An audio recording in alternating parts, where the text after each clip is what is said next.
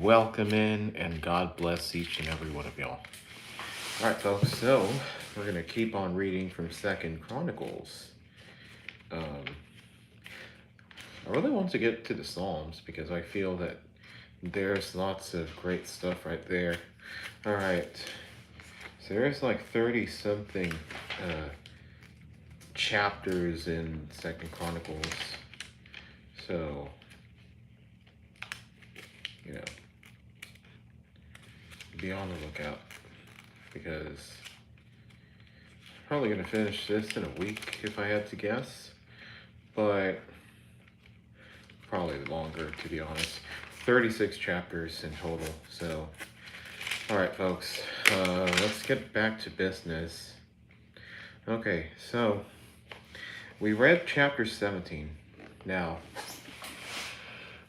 I do apologize for the rushed reading yesterday.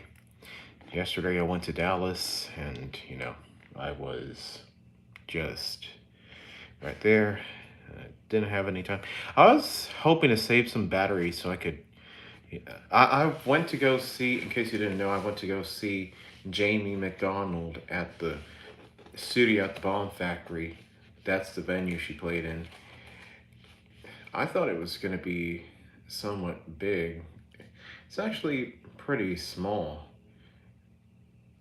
to what I pictured in mind, but nevertheless, Jamie, I know you're out there playing in Austin in Cedar Park. Um, so you're probably not going to hear this right now, but may God bless you and all your talents that He has given you, and may you continue to grow and blossom as the singer that you have revealed yourself to be through the Lord's work. And may Jesus continue to illuminate light between all of you. Wow. Sadly, I did not get every Jamie McDonald performance because I was running out of battery. That was the main reason. Also, I was kind of worried that I'd run out of space, out of storage. But some of the songs that she performed that I did not record were, um, she did a performance of a song called I'm Not Who I Used to Be. Hi, how are you? Ashley, God bless you and welcome in. How's your day? I'm doing well. Of course, I didn't get any sleep or enough sleep today, but 26 people and it is me, FJCD. God bless you and welcome in. How is your day, folks? How's everybody's day? All of y'all, 14 now, who are watching. God bless y'all and welcome in. So, anyways, the point is, she did I'm Not Who I Used to Be. Um, she also um, she also performed a full version of an interlude in her record called Right Where I Belong. She completed the song, revealed it to us in Dallas, and I hope somebody uploads many of these songs which I did not record. She also had a, a cover performed of Ain't No Mountain High Enough featuring Taylor Hill and who else? Um, Her backup singers, Allie and Kennedy. Or actually, is it Allie? Ashley? I forgot what her name was. And Kennedy was the other one. Jamie, please let me know if you're there. Um, what else? They also performed a song together, which I can't remember what it's called, before the cover, Ain't No Mountain High Enough. But what else? They also performed Born to Fly. They performed A Million Chances. They performed, what else? They performed Ain't No Way, How the Story Ends, the second to last song. Along the way, they also performed Desperate, which, if I'm being honest, it was powerful. Yes, it was powerful. Now, a suggestion to improve the delivery of the song and to make it hit home run all the way to the grand slam is, you know how in the original recording there's oh, Martin, God bless you and welcome in. How's it going, Martin? And we got 21 people apparently. God bless each and every one of y'all. We'll get started in a few minutes, but just want to discuss a few things from yesterday. Oh yeah, Desperate. Good. That's great to hear. Um, Thanks for finding us, Martin. It is me, FJCD, and Ashley. Thank y'all for finding us, or finding me, I guess, but us as well. Ariel, I think that's how you pronounce your name. God bless you and welcome in. Um, yeah, in terms of Desperate, and we got some hearts right now. The one change that I would make, well, there's actually uh, three changes. So she skipped one of the desperate, oh, I need heaven, and um, in the second chorus, which, if you look at the original recording, she does it twice. Live, she only did it once. And then um, in the third chorus, I don't think she's replicated this since that studio recording that she did a long time ago in 2024. Um, there's a uplift, I call it, where we have Send Help from Heaven in each of the choruses. But on the third chorus, in the pre-recorded song, by the way, Martin, thank you for the hearts. That's fine. Thank you. We love you too, Martin. The third chorus in that recording has a slightly higher Send Help from Heaven than the rest of the choruses, which I think really helps deliver the song to its full potential. And she has not done it since she first finished the recording. And then, slightly more optional, I guess, is the final instance of I'm not asking, I'm begging. I'm not asking, I'm begging. She does that in the Lauren Daigle recording, or the duet with Lauren Daigle, which I think is even also a big touch that will establish a further theme of urgency, just as the Send Help from Heaven part that I'm talking about, that really helps deliver the song home. A grand slam, grand walk-off salami sandwich, like Matt Vasgersian would say.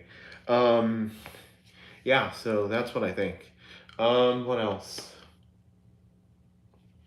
And the rest, apart from those three suggestions, the second desperate hook in the second chorus to be added, the slightly elevated pitch of Send Help from Heaven in the third chorus, and then also an elevation in I'm not asking, I'm begging in a final chorus as well. And apart from that, it sounds Gucci. Perfection. Mwah, chef's kiss. Oh man. But regardless, it was surreal to see her. I'm like, how in the world, what happened? how is this real? And then being hours and hours removed from that performance from last night, I'm like, oh my goodness, all that's left is a blur. Nothing feels real anymore. It doesn't even feel like I went to Dallas anymore. Jerry, God bless you and welcome in. How's it going? Huh. Why do we have a Google Translate thing? Anybody see this? For some reason, God bless you, my friend. Thank you, Jerry. How's your day? Oh, man. Oh, man. Oh, man. Yeah. We're going to get started in a few moments with today's reading, but I'm just discussing. I went to Dallas yesterday to see, and she's from Michigan as well, Jerry, so her name is Jamie McDonald. She performed in Dallas, so I drove about 7 to 8 hours from Kingsville to Dallas to watch her perform, and then I drove back, and then I got back to Kingsville for class at 7:30, and then I went to class at 8. Day was very until like 7 p.m. It's gotten great since then, doing well. Great to hear. How's yours? Even though I got very little sleep, like I guess 30 minutes at best, because I was driving all night back to Kingsville because I had class. Despite that fact, I feel great. I really do feel great. Yeah, like I said, how did that go in Dallas? Oh, wow. It was a thriller. It was beautiful, a miracle much needed, a great, set me free feeling. All those months on being on the radio searching for her songs and not getting them, all those uh, all those days and months are thrown out the window. And seeing her perform live really felt like setting me free. It really felt like that broke away the chains from all those misfortunes of frustration and stuff. And getting to see her live was amazing. Yeah, she came all the way from Nashville to Dallas, but she was she was raised in Michigan, believe it or not, but eventually would bounce back and forth. California, Washington State, Kansas City, Missouri, and Atlanta, Georgia, and finally Nashville. What did she perform? She performed a few songs. She performed almost all her songs from her album, from her self-titled album, Jamie McDonald. Um, Songs like Desperate and Left It in the River. Desperate is a call to action type of deal where you're losing hope, therefore, you're calling God to fight this battle for you. Then a song which all the burdens have been washed away uh, by Jesus is Left It in the River. Another great song, which those two songs are the ones that appear on the radio. So, yeah, it was amazing. She's a Christian musician, a Christian pop artist, adult contemporary artist. It ranges from slow, like lounge songs to ethereal ballads to sort of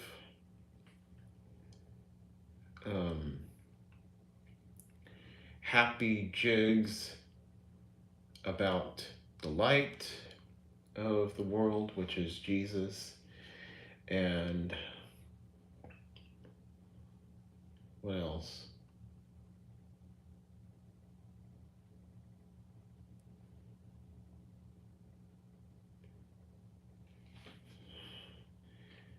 Very sentimental ballads about urgency from God. And then, what else? There were even some songs, there are two of them that sounded like it could have been sung by Taylor Swift, especially How the Story Ends. That's a song that, if Taylor Swift performed that song, it would go very well. So, yeah. So, yeah. Um, yeah. Uh, so, yeah, in terms of desperate, uh, the second chorus, add another desperate, desperate, oh, I need heaven, and I'm. And the third chorus, slightly elevate pitch and send help from heaven. And then I'm not asking, I'm begging. All in the third and final chorus. And then the rest, it can go on as it is, and it will be perfect. And man, being removed so much from that performance, it feels like nothing happened. It feels like I didn't even go to Dallas to see her. It feels like a blur, really. It doesn't even feel real anymore. It just feels like, oh, it was like a hallucination sort of thing. It feels all fake. It was a great experience, but, you know, not. This might be my only time, that I ever get to see her in person. So, yeah, I'm glad I got to enjoy it while it lasted. But I did lose my wallet, so that got me worried. And eventually I recovered it, but they took all my properties away except the AirTag. But I'm just glad my wallet, has been found. And I could replace the cards. In fact, I've replaced one card and I've replaced the other, which is coming in soon. And I lost my license earlier, so that didn't affect anything. So, and another license is on its way. So, yeah. And then, of course, at the end, she performed, left it in the river.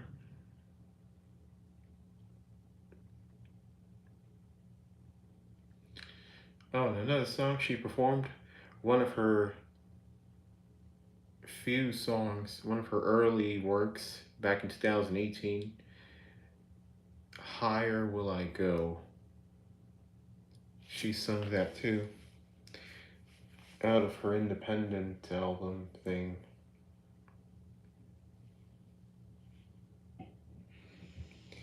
It wasn't really official back then, and only until now did she establish herself as primetime musician.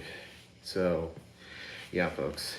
All right, we got to get through this right now because I just spent the last almost 19 minutes talking about how I got to see Jamie McDonald, and y'all are here to watch the Bible, to watch me read the Bible. So, yeah, folks. Um, so, I'll close by saying this: Jamie, you did great. I will admit, Desperate was a little bit conservative for my liking, but it still felt amazing to hear it live. And also, Left in the River slightly conservative as well, but, well, at least towards the end, during I left it in the river, the last one. But other than that, it was an amazing, almost a 5-star performance, I'd say. And it might be the only time I get to see you, Jamie. I don't expect you to watch this, but I want you to know that God has blessed you and may continue blessing you for all eternity. The, says Jerry. The, oh, wait a second. It was translated. It says, oh. Okay, this is weird. Typo. Oh, okay. For some reason, Google Translate is working in, what's it called? Google or YouTube keeps translating some comments and it says, oh, originally. But here in the chat, it says, the. Kind of weird. Let me turn off automatic chat translation and refresh it. There we go. Now that has to be off. All right, so if there's no further ado, we're going to summarize what we read last time. So chapters 14, 15, and 16 we read the day before, or the night before, one of those. Asa comes in, he removes all the idols, he does well in the sight of the Lord, and then Azariah warns Asa that he is going to turn to sin, or pretty much warns him that he basically says, if you turn away from the Lord will turn away from you. And surely enough, he doubted the Lord while at war, and because that his enemies escaped his hand, and because Hanani comes in and warns or tells him this, he imprisons him and becomes so prideful and rebellious against the Lord. Not even in his pain, in his disease, for his feet, did he seek the Lord. Rather, he sought the physicians. Because of that, he, based on what I read, has secured his ticket to hell. I hope I'm wrong, and Lord, if I'm wrong, please rebuke that out of their ears, Lord. Anything that I'm wrong about, rebuke it out of their ears. Yeah. So yeah, chapter 17, that's what we read yesterday. Speed run. Jehoshaphat succeeds Asa. Now, he always sought the Lord. And then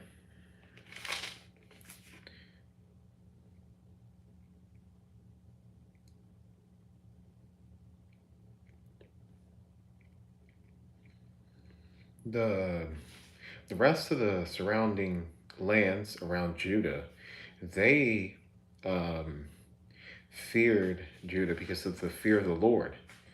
They feared the Lord, so they didn't mess with Judah. He built fortresses and storage cities in Judah and other things there, and he appointed people as commanders and had warriors there and got ready for war. So, without further ado, we're going to read chapter 18, Jehoshaphat allies with Ahab. Now Jehoshaphat had great riches and honor, and he aligned himself by marriage to Ahab.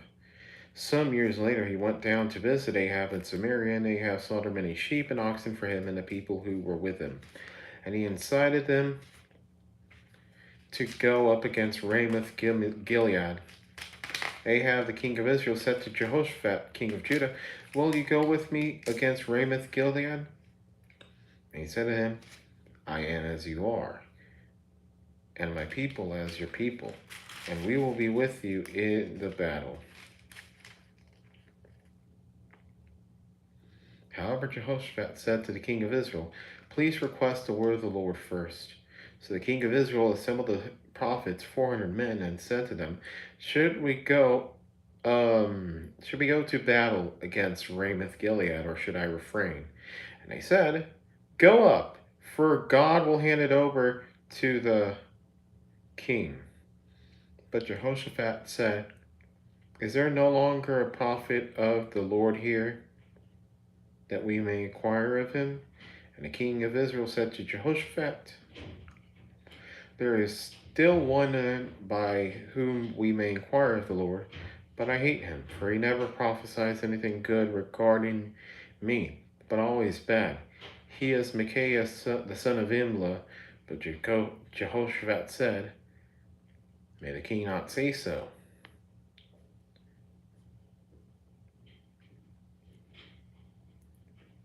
Ahab's false prophets assure victory. Then the king of Israel summoned an officer and said, bring Micaiah the son of Imlah quickly. Now the king of Israel and Jehoshaphat the king of Judah were sitting, each on his throne, and dressed in their robes, and they were sitting at the threshing floor at the entrance of the gate of Samaria, and all the prophets were prophesying before them. Then Zedekiah the son of Kenana made horns of iron for himself and said, this is what the Lord says. With these you will gore the Arameans until they are destroyed. All the prophets were prophesying this as well, saying, go up to Ramoth Gilead and be successful, for the Lord will hand it over to the king. Then the messenger who went to summon Micaiah spoke to him, saying, behold, the words of the prophets are unanimously favorable to the king. So please let your word be like one of them and speak favorably.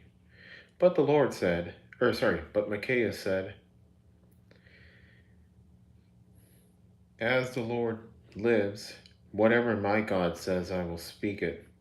When he came to the king said to him, Micaiah, should we go to battle against Ramoth Gilead, or should I refrain? He said, go up and succeed, for they will be handed over to you. Then the king said to him, how many times must I make you swear that you will tell me nothing but the truth in the name of the Lord? So he said,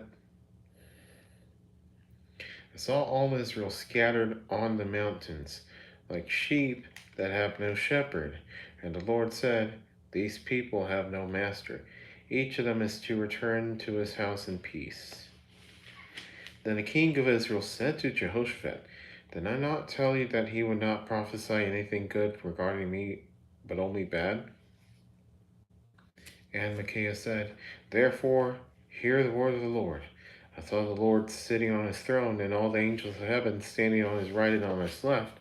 And the Lord said, who will entice Ahab, king of Israel, to go up and fall at Ramoth Gilead?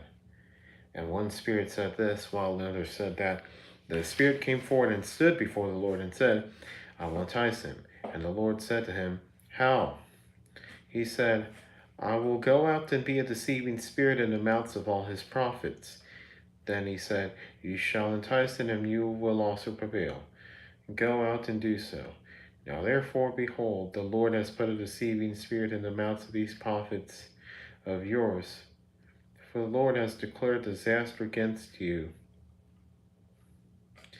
Then Zedekiah the son of Kenana approached and struck Micaiah on the cheek and said, how did the Spirit of the Lord pass from me to speak to you? And Micaiah said, behold, you are going to see how on that day, when you go from one inner room to another, trying to hide yourself.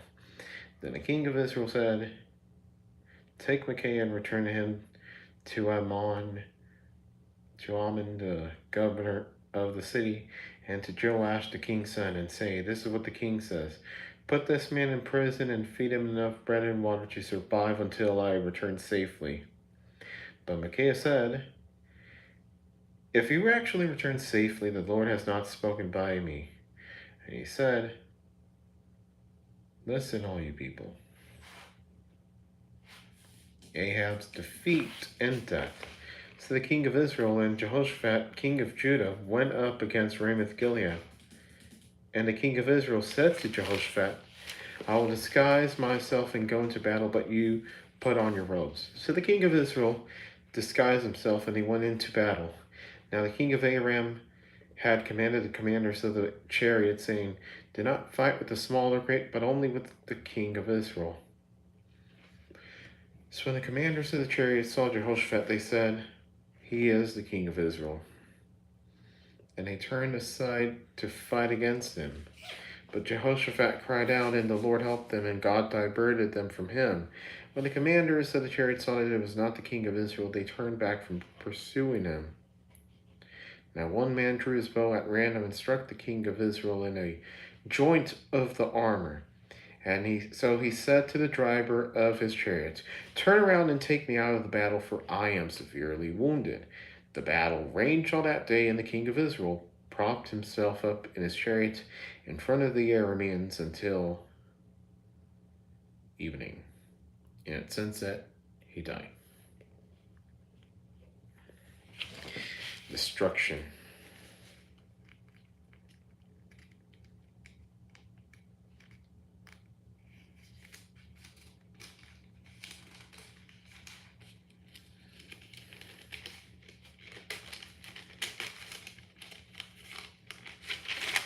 I've been running from the Lord. Pray for me.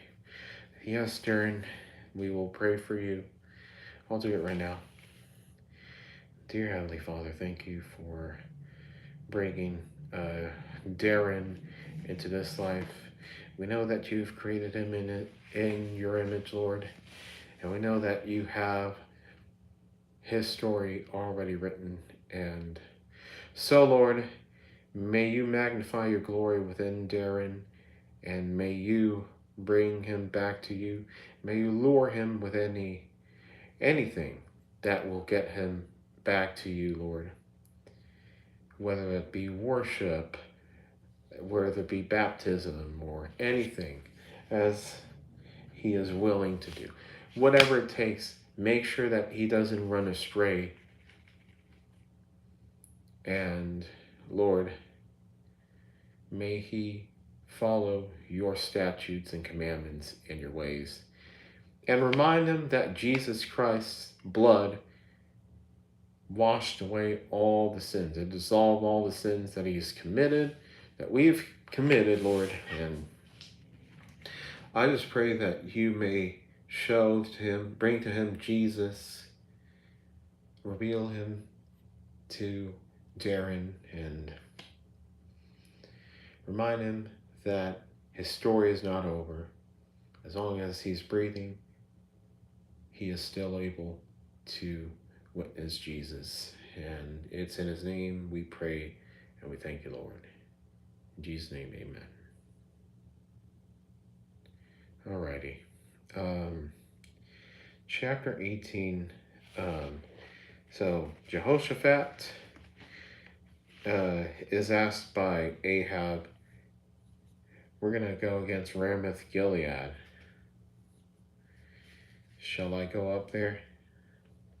Then all the prophets that he assigned, which I believe are false prophets,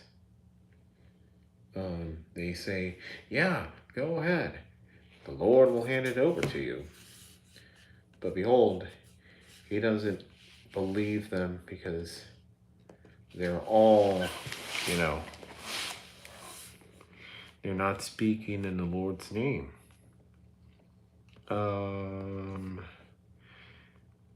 So what else?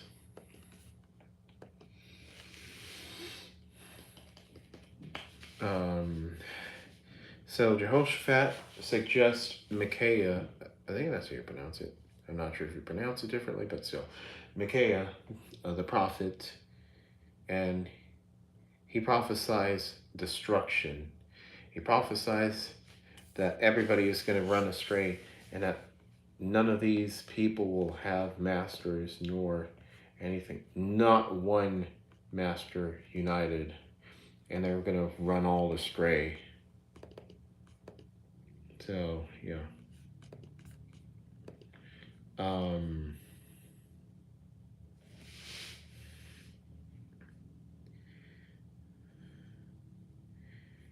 In a way, this is a foreshadow of what we would see in the Revelation. Chaos and destruction. until Jesus returns to judge the living and the dead. What else?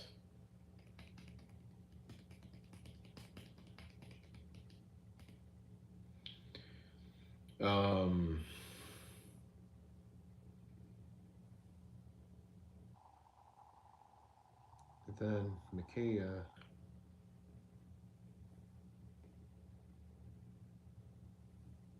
prophesies that all the angels are approaching the Lord, and they say, I'm going to send a deceiving spirit so that Ahab may fail, which sounds pretty suspicious, but I don't know. I don't know exactly. Do a desk pop like that. By the way, God bless you, working bum. You're not a bum, by the way. You're a child of God. And Jesus Christ is waiting with open arms to hug you and to let you know that his blood and sacrifice has wiped away any sin that you've committed. So I just want you to know that. Okay, what else?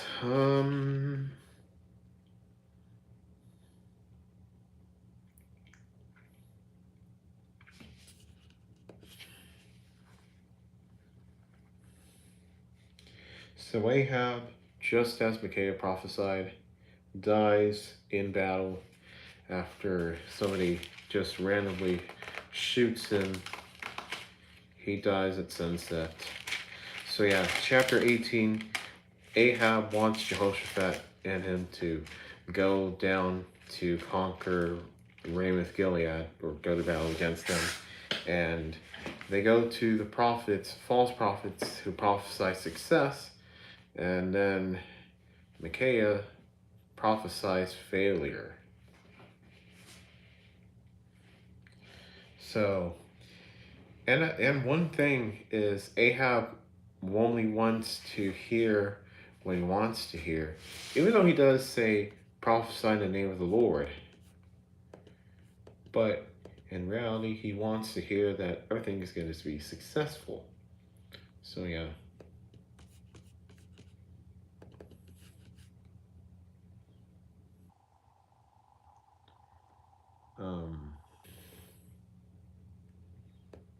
That's it. What else? Yeah, that's it for chapter 18. Chapter 19 now. Jehu rebukes Jehoshaphat. Ooh, let's see what this means. Then Jehoshaphat, the king of Judah, returned in safety to his house in Jerusalem, and Jehu, the son of Hanani, the seer, went out to meet him and said to the king Jehoshaphat, should you help the wicked and love those who hate the Lord, and by doing so bring wrath on yourself from the Lord? But there is some good in you, for you have removed the Asheroth from the land, and you have set your heart to seek God. So Jehoshaphat lived in Jerusalem, went out again among the people from Beersheba to the hill country of Ephraim, and brought them back to the Lord, the God of their fathers. Reforms instituted. He appointed judges in the land of all the fortified cities of Judah, city by city. He said to the judges, consider what you are doing, for you do not judge for mankind, but for the Lord who is with you when you render judgment. Now then, let the fear of the Lord be upon you. Be careful about what you do, for the Lord our God will have no part in injustice or partiality or in the taking of a bribe. In Jerusalem, Jehoshaphat also appointed some of the Levites and priests and some of the heads of the fathers' households of Israel for the judgment of the Lord, and to judge disputes among the inhabitants of Jerusalem. Then he commanded them, saying, this is what you shall do in the fear of the Lord, faithfully and wholeheartedly. Whenever any dispute comes to you from your countrymen who live in their cities, between blood and blood, between law and commandment, statutes and ordinances, you shall warn them so that they will not be guilty before the Lord, and wrath will not come on you and your countrymen. This is what you shall do, and you will not be guilty. Behold, Amariah the chief priest will be over you in every matter that pertains to the Lord, and Zebediah the son of Ishmael, the ruler of the house of Judah, in all that pertains to the king. Also the Levites shall be officers before you. Act resolutely, and may the Lord be with the upright. All right, folks, that's chapter 19. So chapter 19, Jehu comes in, son of Hanani, the prophet, and he's basically upset that Jehoshaphat was with Ahab, sinner, and lost cause, I guess. I don't like to say lost cause, and I hope I'm wrong, but that's how it seems to me. So, yeah, he is concerned for Jehoshaphat's sake that he, went up to, to Ahab, and even considered dealing with him. And because of that, he warns him, do not go up to those sinners again, but rather follow the Lord's ways, for you are still decent in the sight of the Lord. So do not surround yourself with evil counsel. So, after that, they reformed the government in the land of Judah, and basically, any matter of the Lord, do it in the name of the Lord, and, any dispute concerning the Lord, Amariah, the chief priest, will be with you, and you shall act according to what the Lord says to do you. Just got back home from Friday evening service. Welcome back, Christian. God bless you, and welcome in. How was Friday evening service? I saw a little bit of the service. It was live on YouTube. I didn't watch a whole lot, like a few slivers of it. But nevertheless, I did see that they were live. So, yeah. All right, chapter 20. So, chapter 19, Jehu tells Jehoshaphat, don't go to those evil people again. And reforms instituted. Judah's legal system concerning matters with the Lord is reformed. Jasmine, God bless you, and welcome in, Jasmine BB. How's it going? And it was great. I took the floor at one point and held a prayer. Amen.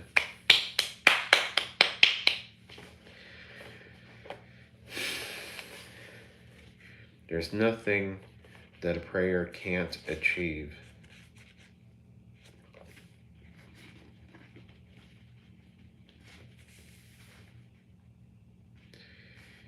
All right, chapter 20. Judah invaded.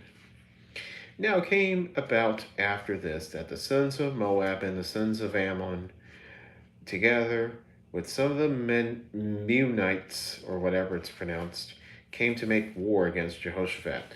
Then some came and reported to Jehoshaphat, saying, a great multitude is coming against you from beyond the seas, from Aram, and behold, they are in Hazazon Tamar, that is En-Gedi. I guess I'll say En-Gedi from now on. Maybe, maybe not. Jehoshaphat was afraid and turned his attention to seek the Lord, and he proclaimed a period of fasting throughout Judah. So Judah gathered together to seek help from the Lord. They even came from all the cities of Judah to seek the Lord. And then Jehoshaphat's prayer. I think I need some water. Hold on.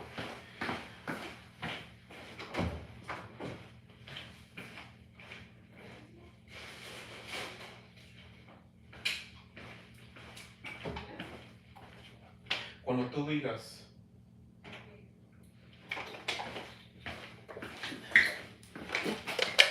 I apologize, but my throat's a little dry. All right, let's see. Jehoshaphat's prayer. Then Jehoshaphat stood in the assembly of Judah and Jerusalem in the house of the Lord in front of the new courtyard. And he said, Lord, God of our fathers, are you not God in the heavens? And are you not ruler over all the kingdoms of the nations? Power and might are in your hands so that no one can stand against you. That you not, our God, drive out the inhabitants of the land from your people Israel and give it to the descendants of your friend Abraham forever. They have lived in it and have built you a sanctuary in it for your name, saying, if disaster comes upon us, the sword or judgment or plague or famine,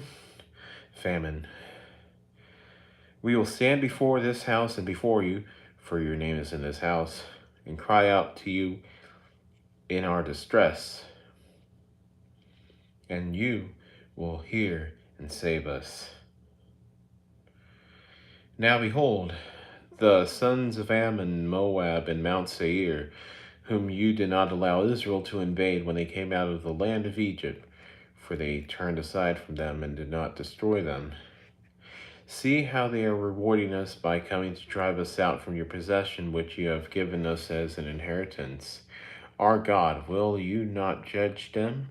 For we are powerless before this great multitude that is coming against us, nor do we know what to do, but our eyes are on you.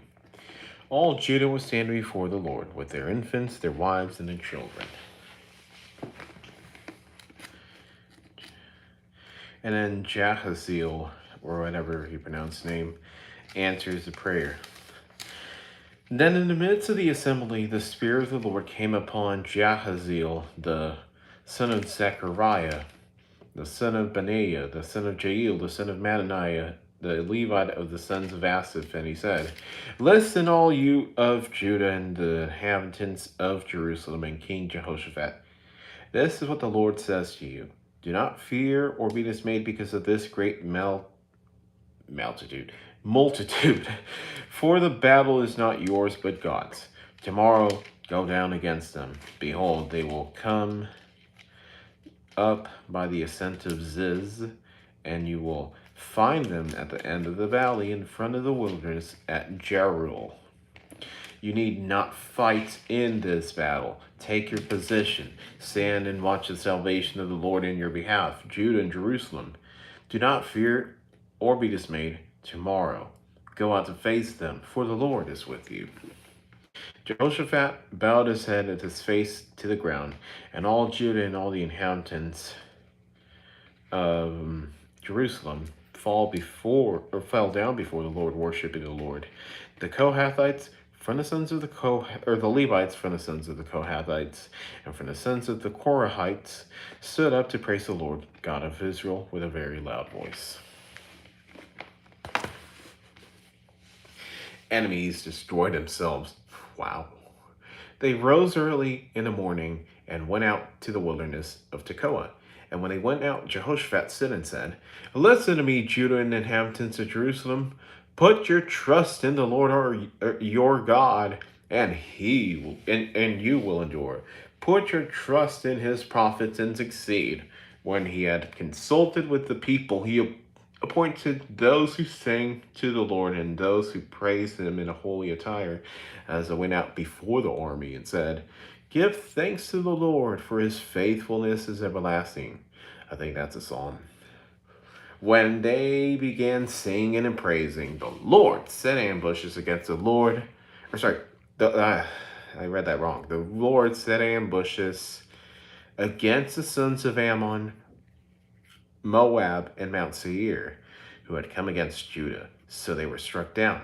For the sons of Ammon and Moab rose up against the inhabitants of Mount Seir, completely destroying them. And when they had finished with the inhabitants of Seir, they helped to destroy one another. When Judah came to the watchtower of the wilderness, they turned toward the multitude, and behold, they were corpses lying on the ground, and there was no survivor. When Jehoshaphat and his people came to take their spoils, they found much among them, including goods, garments, and valuable things, which they took for themselves more than they could carry. And they were taking the spoils for 3 days because there was so much. This is a major life lesson right here. Put God first and trust in him, and all your fears and enemies will scatter. Yeah. God is a blender waiting to blend away all these things, all these fears, all these enemies, and turn them into mush, into refuse, into vomit.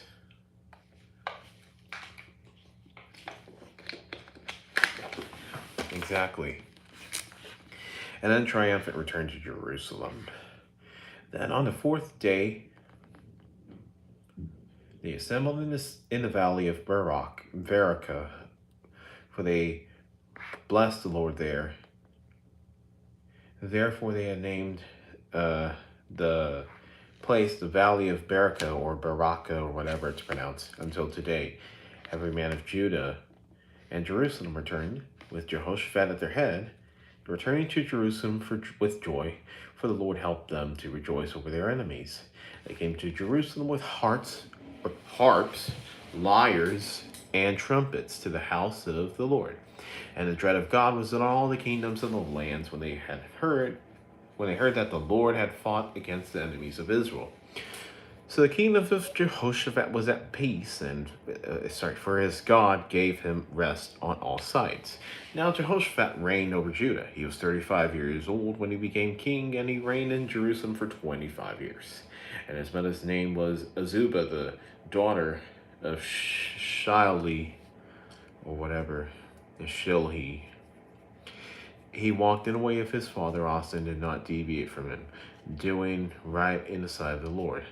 The high places, however, were not removed. The people had not yet directed their hearts to the God of their fathers. Now the rest of the acts of Jehoshaphat, first to last. Behold, Yakasi, almost. Behold, they are written in the annals of Jehu. 1 minute. Okay. Of Jehu, the son of Hanani, which is recorded in the book of the kings of Israel. And then alliance displeases God. After this, Jehoshaphat, king of Judah, allied himself with Ahaziah, king of Israel. He acted wickedly in so doing. He allied himself with him to make ships to go to Tarshish, and they made the ships in Ezion-Geber. Then Eliezer, the son of Dodabahu of Mareshah, prophesied against Jehoshaphat, saying, because you have allied yourself with Ahaziah, the Lord has destroyed your works. So the ships were wrecked and could not go to Tarshish. The word of the Lord. Praise be to God. Okay, well, I'm going to take y'all with me to the gym and see if this stream doesn't disconnect. So Judah will become invaded by all these tribes. So Jehoshaphat prays for everybody to the Lord and remembers what he has done. All these inhabitants they brought out of Egypt, and he prays that that same way that he saved those people, that he may save these people who are being invaded in Judah. And then Jahaziel, or whatever his name is, said, do not fear because of this great multitude, or do not be dismayed of this great multitude, because the battle is not yours, but God's. That's in verse 15 of chapter 20. And then also again, he says in verse 17, do not fear or be dismayed tomorrow. Go out to face them, for the Lord is with you.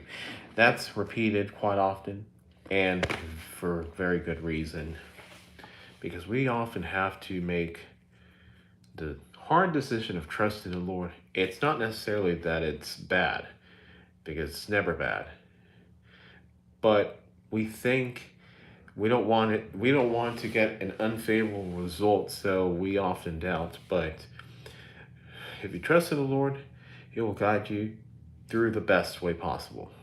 All right. So these enemies end up destroying themselves apparently, and they fall to trash. And then they praise the Lord after that and give him all his flowers, so to speak.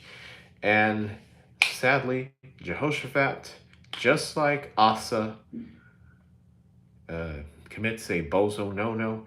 This time, Jehoshaphat allies with Ahaziah, an evil king, and because of that, the Lord canceled him. Or, well, he said, because you have allied yourself with Ahaziah, the Lord has destroyed your works.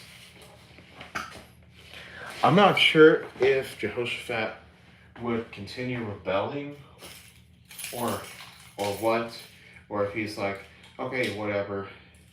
We can only hope that Jehoshaphat would realize this is a mistake I made. I will not do it again. But that was his one documented slip up there. So, yeah. So, chapter 20 is, as I show you the Bible, Judah's invaded. Jehoshaphat makes a prayer to the Lord, and Jahaziel, or whatever his name, Jahaziel, makes a bold but very true statement. Trust in the Lord, and he will fight this battle for you. And surely enough, Judah wins, and Jehoshaphat makes the deal with Ahaziah, and the Lord destroys that deal. So that's what happened. All right. I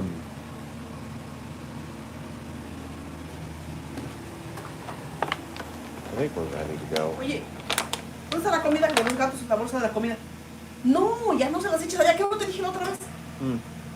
Se meten las cucarachas ahí. Y la comida se hace húmeda. Ya no se las pongas ahí. Okay. Sorry. No, todavía estoy en vivo, pero ya terminé de leer. So if we try to summarize these things, Jehoshaphat, he reigns, he destroys idols, he doesn't remove the high places, but yet he was otherwise perfect. He allies with Ahab and falls into the trap of alliance with the evil power. And Micaiah the prophet says, no, you will not be successful, Ahab. And then Jehu comes in and warns him in chapter 19, how dare you do this? Don't do it again. Well, funny enough, he does it with Ahaziah later. But first, he reformed the legal system in Judah. And then chapter 20, Judah becomes invaded, and Jehoshaphat prays. And through faith, they are rescued by the Lord. And Jehoshaphat makes a screw up by, aligning with Ahaziah. Same thing he did with Ahab.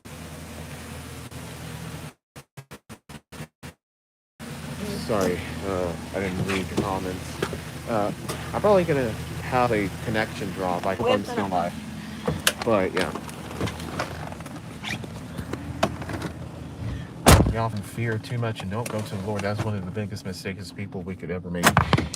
Yeah, it seems foolish in hindsight. In a moment, in the heat of the moment, we're like, I can't do this. But in hindsight, it feels like a rookie move. Yeah. Sí. Sí, eran las 8:30. I see you still have Christmas lights strung along the awning of your house. Oh yeah, they've been there for a long time. We just had a connection. Hopefully it doesn't make the stream go dead. Let me know if it's buffering for any of you. Sorry. I'm gonna put my cinto on. My belt. It's foggy. Yeah, it is foggy. It was foggy and when I almost got home. Después de San Antonio. ¿Te fuiste por San Antonio? Sí. Ay, hijo. ¿Qué pensaste que me fui por Victoria? No, pensé que no sé por dónde ibas a agarrar. No sé qué tipo de carretera. No buffering so far. Oh, thanks to God. Thanks to God, it's still going. I've used up my data, so that also. Uh-oh.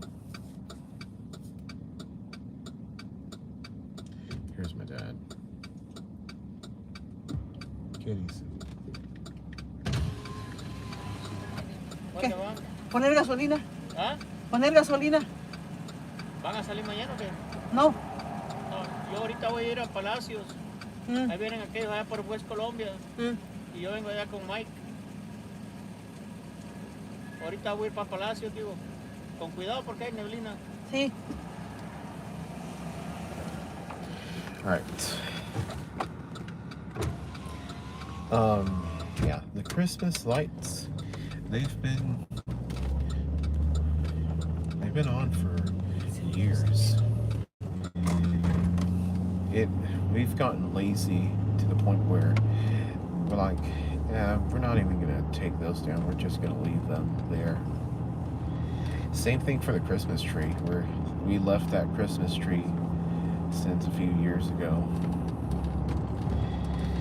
And we are supposed to distance ourselves from evil, not make alliances with it. Yeah.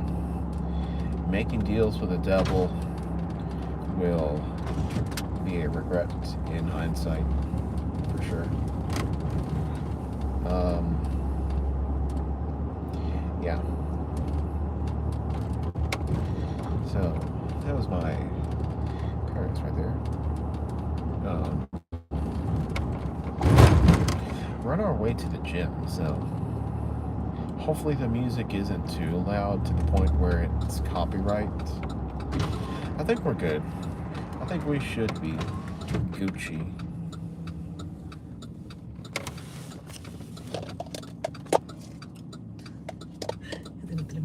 Yeah. Oh man. A workout is much needed by me.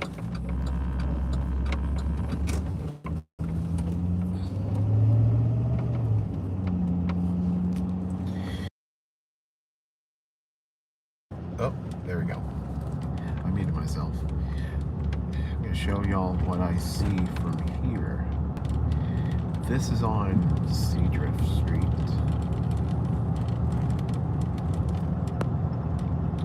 I know it's bright, but just bear with me.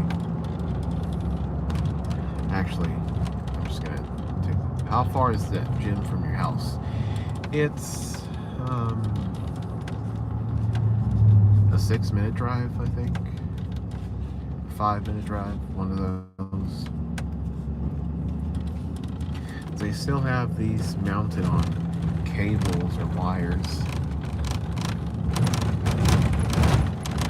They have not installed new lights on this intersection, at least.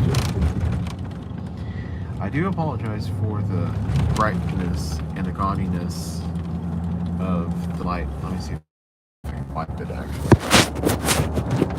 Maybe it'll make it better. I don't think it made it better, honestly.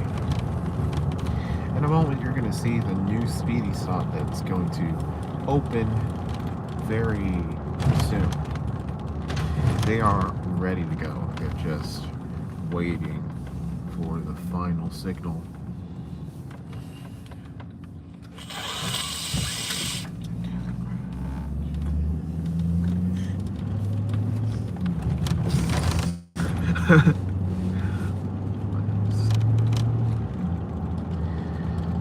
So this is Highway 35 at the traffic light. This set of traffic lights is It's been installed since 2021. Oh, and by the way, look at that. I think that's a xenon strobe that's going on, flashing for no reason.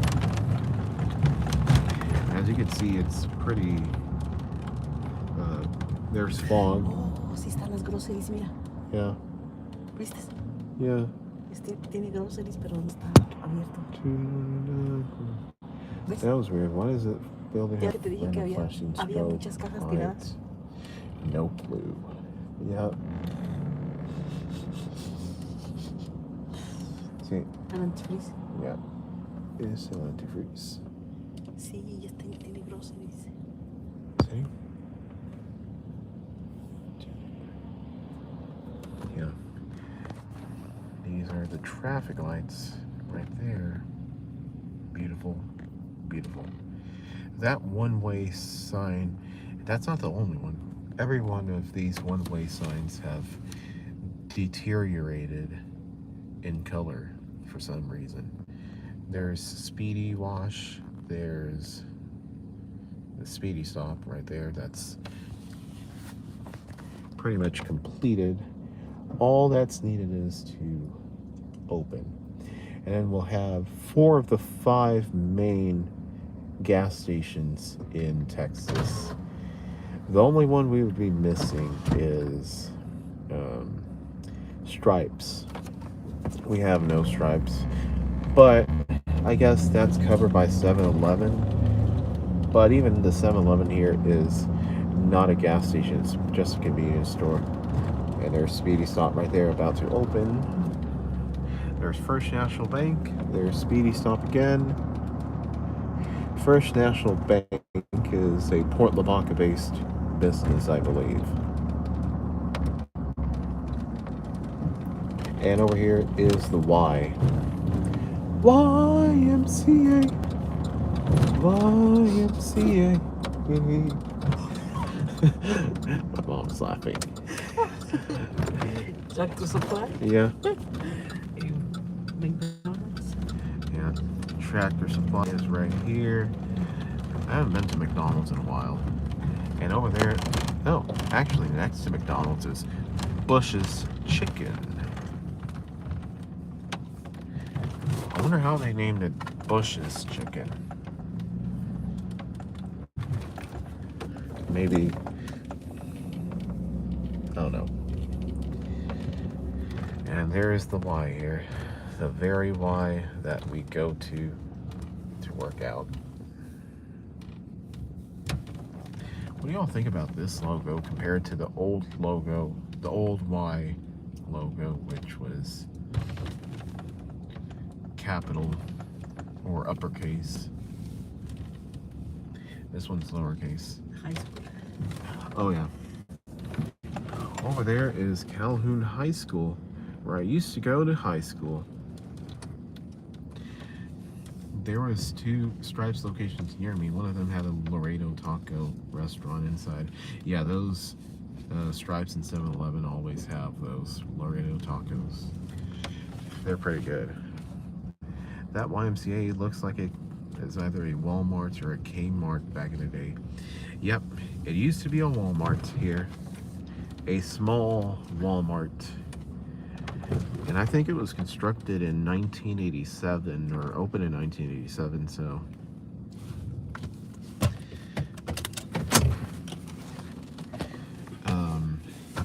They used to be located somewhere else, but the What? YMCA. The what?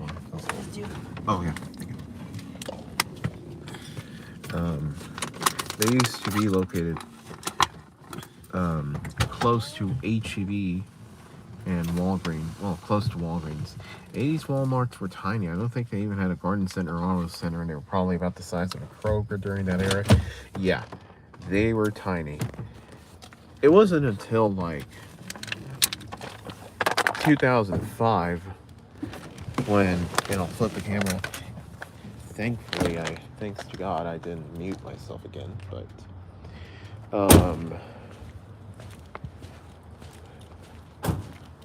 the yeah, we didn't have a super center until 2005, I think. I think that's the date. But yeah, there I am. Hi. Here's my mom somewhere. Oh, never mind. Oh, right. There's our shadows. Hi. What the? Hold on a second.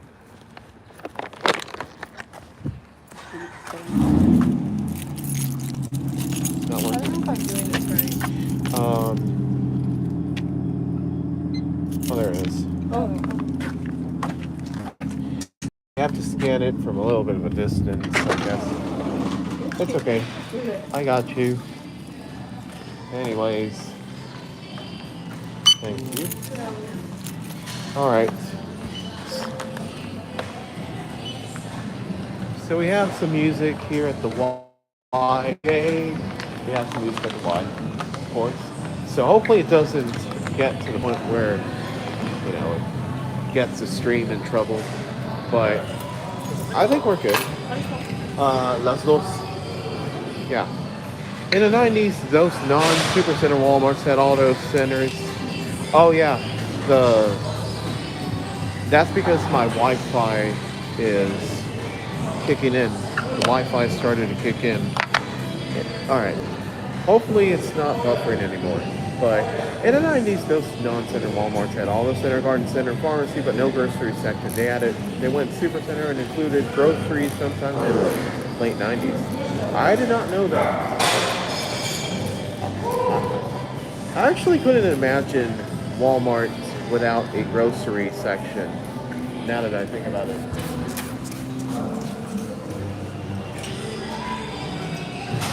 Yeah, that's weird. Those rafters in the ceiling are very Walmart-esque. Yeah. So, this is what Walmart was made of back in the day. In this plaza, as we see.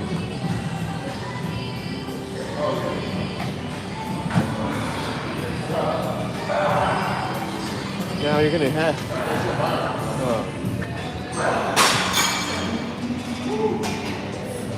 Yeah. Hold on just a moment. Let's see if I can get a place to work out in, away from all the crowd. Most likely when this was Walmart, the store had drop ceiling. All the Walmarts were not open ceiling like they are now. It actually looked nicer back then. Oh yeah, I can imagine that. Drop ceiling. Yeah.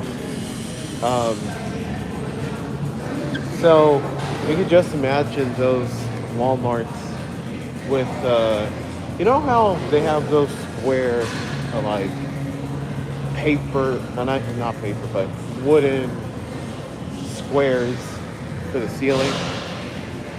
That's what I would imagine it'd be like. And I'm going to show you I'm going to go the extra mile and show you the bathroom. This is the locker room. And this is the bath light. It doesn't look bad per se.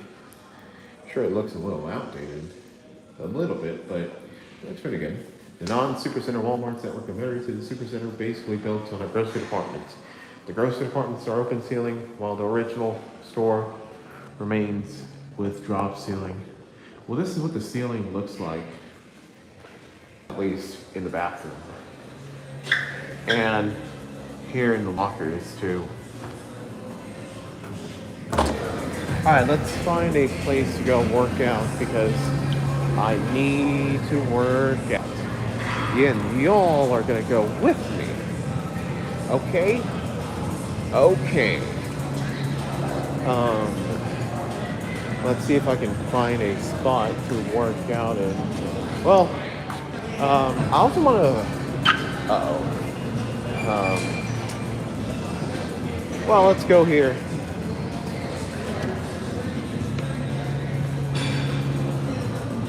That restroom is most likely new and not original to Walmart, but it's It might be the original Walmart restroom, but heavily remodeled or built on the same site as the original. Yeah, that would make sense. It looks like something from like 2005 or so. Or maybe even in the 90s. Or yeah, actually 2005 sounds valid because that's when the Supercenter started or opened in Fort Lavaca. Okay, we're gonna take a workout. All right.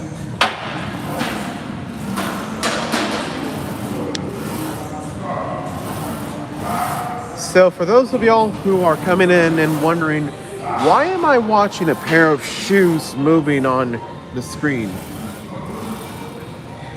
I'm working out, that's why. I banged myself a little bit on the knee with a table, I think, and I feel it. I feel that bang working itself out. This has been a fun field trip.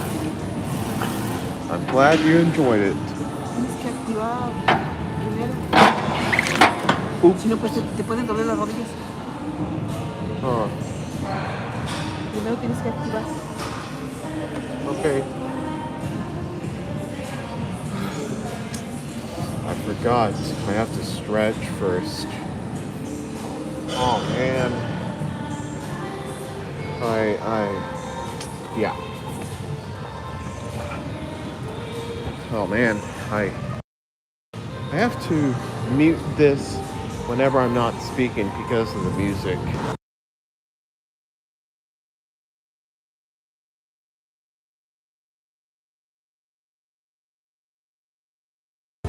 Stretching is important. It will keep you from getting sore later.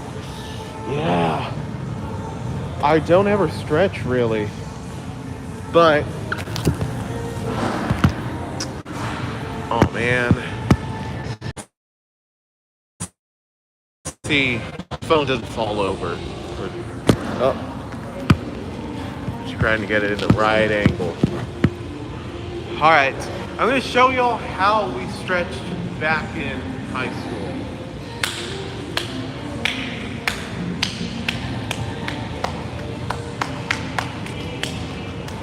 Oh! Calhoun! Hi. Mike standing. Calhoun! Hi.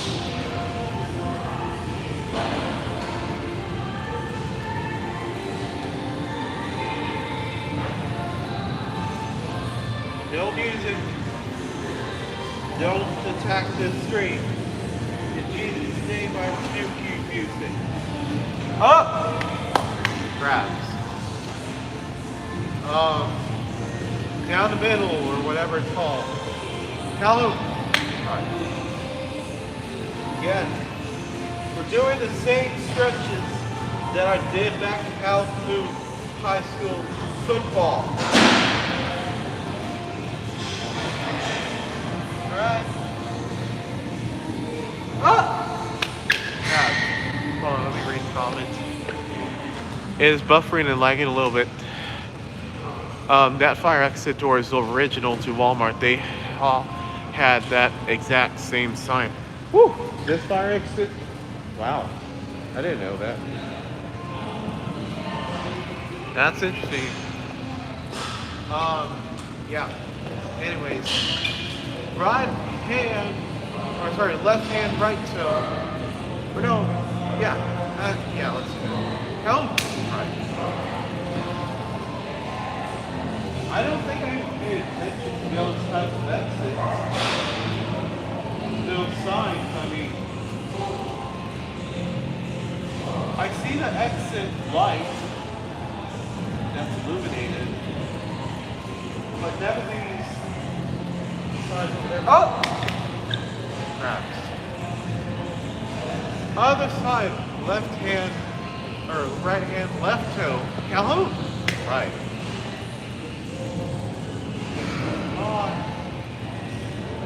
Yeah, folks, we're stretching. Stretching, stretching.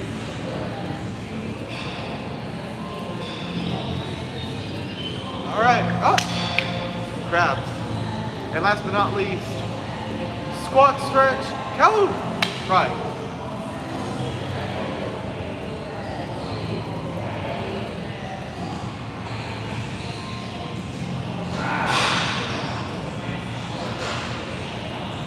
Up, crab.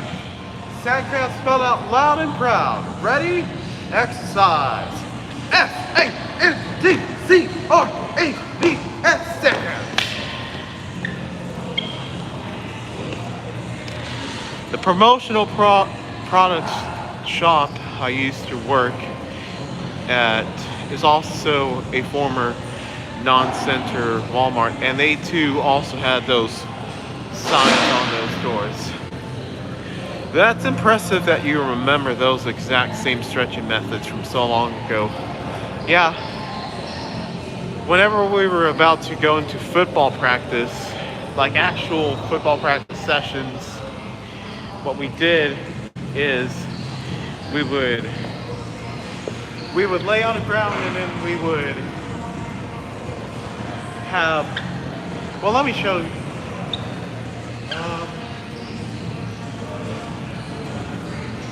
It'll be something like this.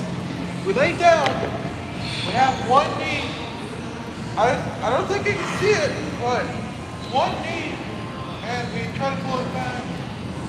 Or first, we go here, we stretch for our toe, and then we go back. And then do the other side as well. And then we did this. It's like squat stretch, except it's us sitting down in the ground. And we call this nutcrackers. Hi, Mama. Hold on, Mama. Hold on.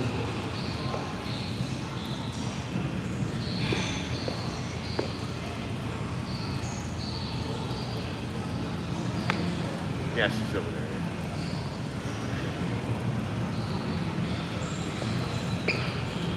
Yeah, that's another version that we had.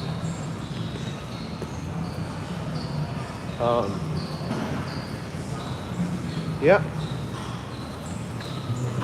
Each time we were going to do one stretch, we would always say Calhoun, or the leader would say Calhoun, and then all of us would respond with pride and clap.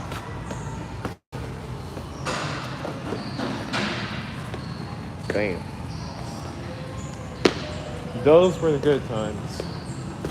Well, not necessarily the most comfortable, because on Mondays you had to run up and down for 10 times, and goodness gracious, I got pretty tired for Monday. I had poor stamina.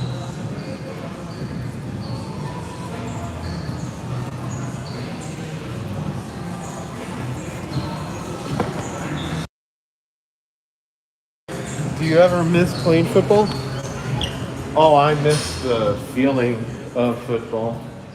I'm gonna make sure nobody's here.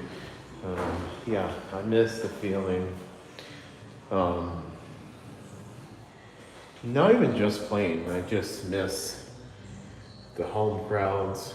I miss playing football. I was actually more of a third string or lower. I was never in a competitive role, but nevertheless, even though I did a very well thing in marching band, I didn't feel like it was for me. So, hold on just a moment, folks. I'm gonna be back. I'm gonna have to mute this.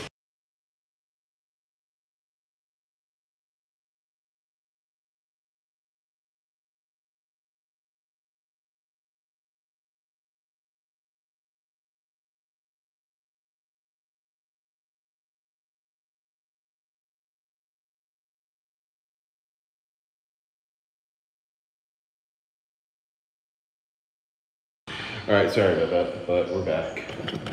Now I'm gonna wash my hands, you guys. Yeah, I miss football in general. Just being there and witnessing the audience. It was one of my favorite things and one of my biggest thrills in high school in general. That, the pep rally, and, you know, um, also the fair. That's another thing I miss. The thrill of the fair.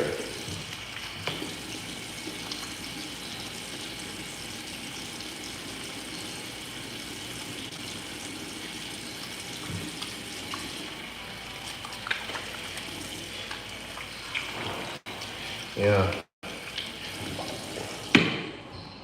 Um,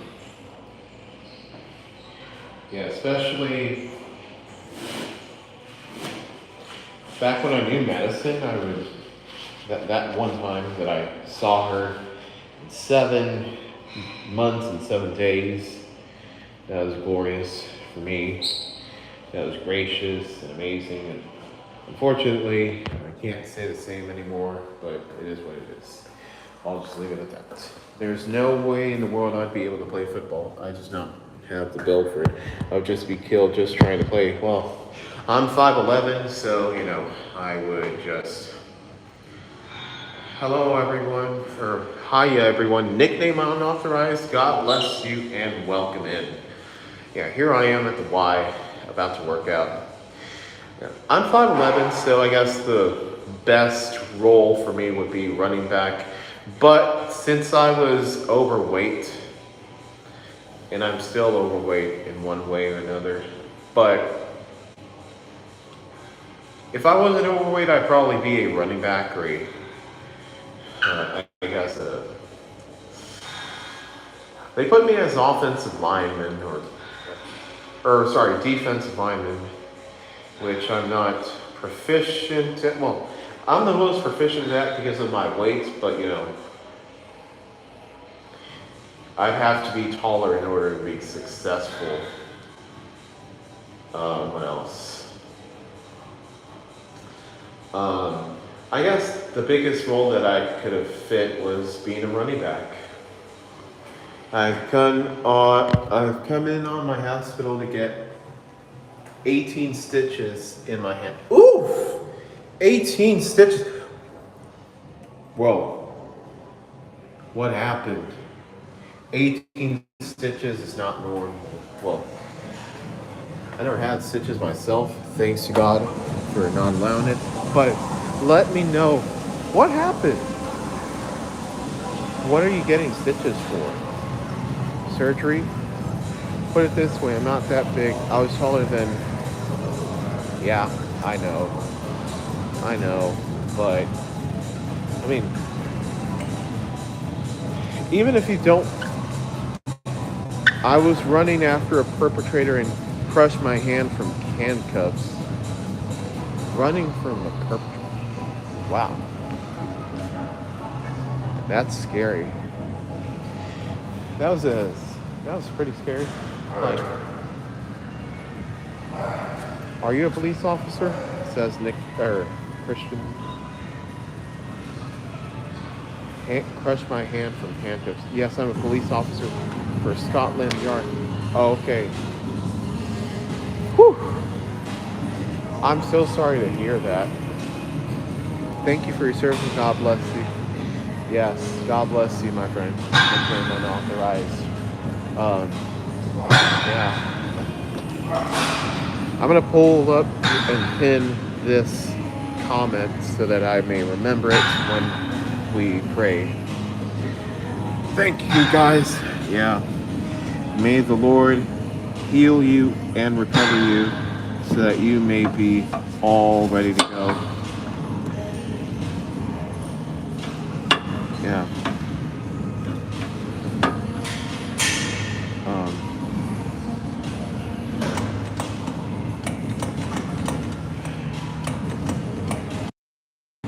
Right.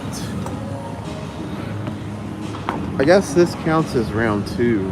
since I already did one of these. But we'll do this screw.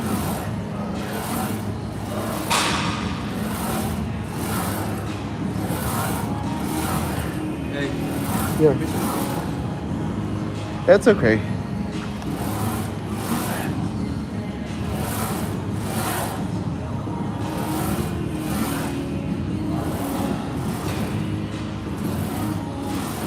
Yeah.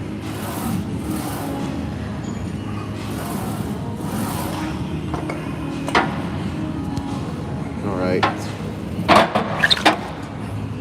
Take a little bit of a break and then come back to the grind. So, yeah, working out. My, habits of working out are poor, and yeah. Being at this wise a former Walmart, I imagine it's larger than your typical neighborhood YMCA. Yeah, probably true. The old one, I think, might have been roughly the same size, I'm not gonna lie. But yeah, it is pretty big. It's bigger than Anytime Fitness, which is ironically, by the new Walmart, or the current Walmart, which is a super center. So yeah, interesting. They also have at the same place. Oh, the Y in my neighborhood closed down last year. Aww. That's not good. It was either this or Anytime Fitness. I think Anytime Fitness was more expensive. Possibly better quality of stuff because it was more recently built, but the Y is cheaper, I think. And it does the job. And I'm happy with this. Around the corner from me, a Fitness Connection opened up in about 3/4 of the former Kmart, the remaining portion, which includes the old Garden Center, is occupied by O'Reilly. Is Fitness Connection one of those? Yeah, I think Fitness Connection is that one which has an alarm for if you're being too loud, it'll blare an alarm. Like, I see what they're going for, but I think it's going to scare people into dropping their weights and potentially injuring themselves. I'm not sure. But it's going to catch people off guard. Platinum Fitness is the one with the alarm. The lung alarm. Platinum Fitness. That's the one. Okay. Thanks for correcting me. Yeah.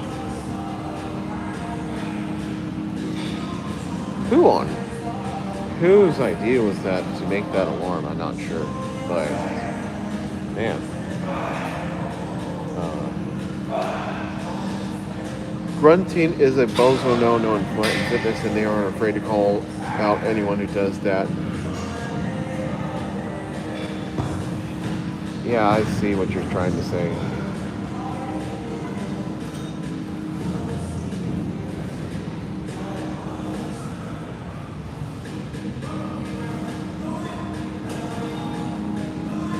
And it does get rather obnoxious.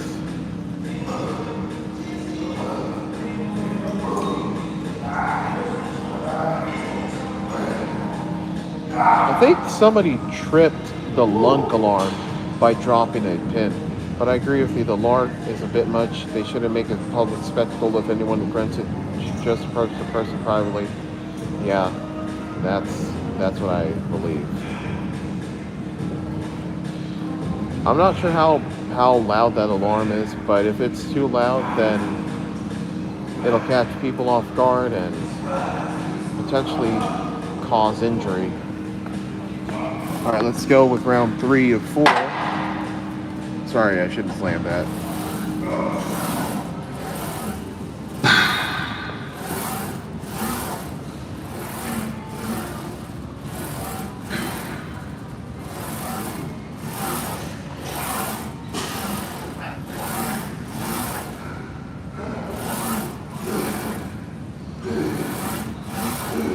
I'll be honest, I couldn't help myself but grunt at times when I was working out for football. The constant stuff that I went through in football, I'd be grunting for, I don't know. I would just say that it's pretty aggressive conditioning with all the weights and especially running. Oh man, I didn't like running.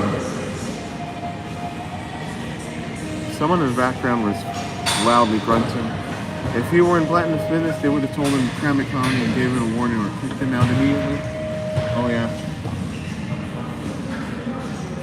They're doing this this exercise right here with the bar. That's what he's doing.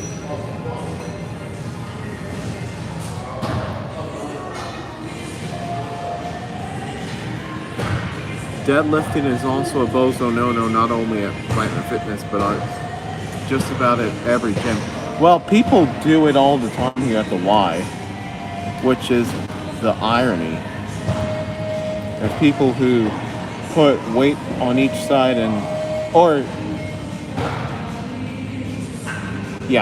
deadlifting. Yes. But one thing that would be worse than deadlifting, I think it's powerlifting. The Y seems so lax and casual about all these things. Yeah, there's, I think, even a policy that says, do not, if you're not using it, share with people. Don't let them wait. Don't make them wait, I mean. And yet, people are, oh well. And then I think there's a no photography policy or something, but they're not actually monitoring here, so. Deadlifting is a bozo no-no because it makes dents and marks in the floor that can't be removed unless they replace the entire floor. Oh yeah, even the foundation of the floor, the concrete, the cement, from beneath it, that's another thing. Neon trees, everybody talks, playing right now on this station, or not even station, but playlist. And now it stopped. And now we have an advertisement from, is that McDonald's? I'm not sure. Let's just do this final set here, folks. While we see the NBA on ESPN, they need to replace that scoreboard. In that case, the Y is using a 40-year-old foundation that was made by Walmart for a completely different purpose. Maybe.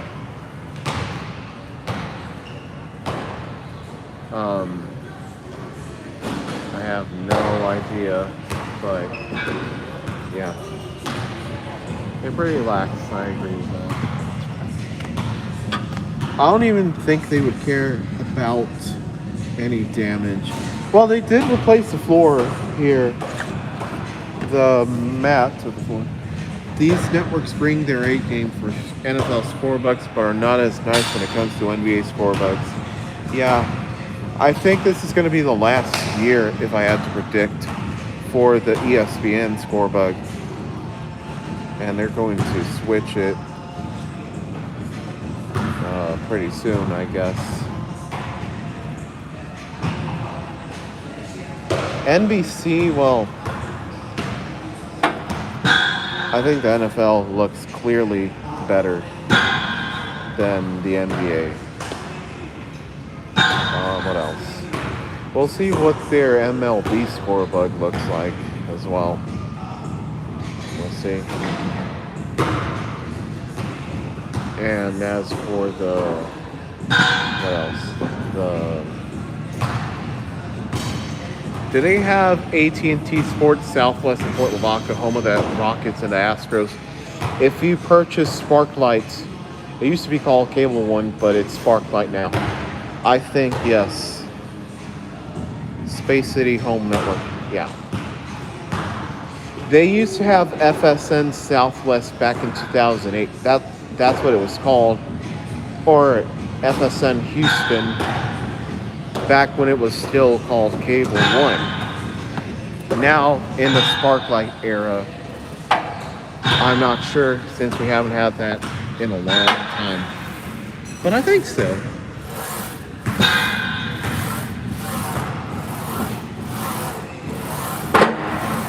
Sorry, gotta watch it.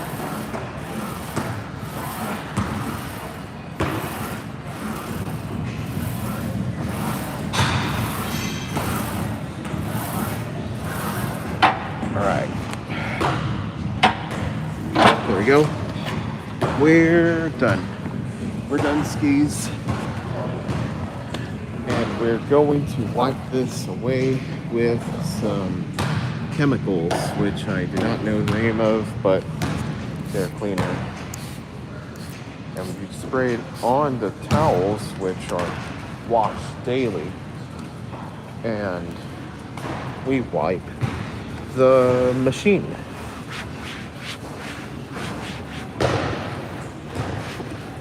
There we go.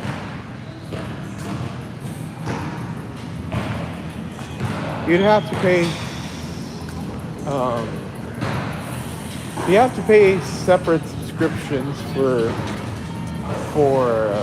NHL Center Ice if you wanted to watch the Dallas Stars on Victory Plus, for example. And then for Houston sports, you'd have to pay for MLB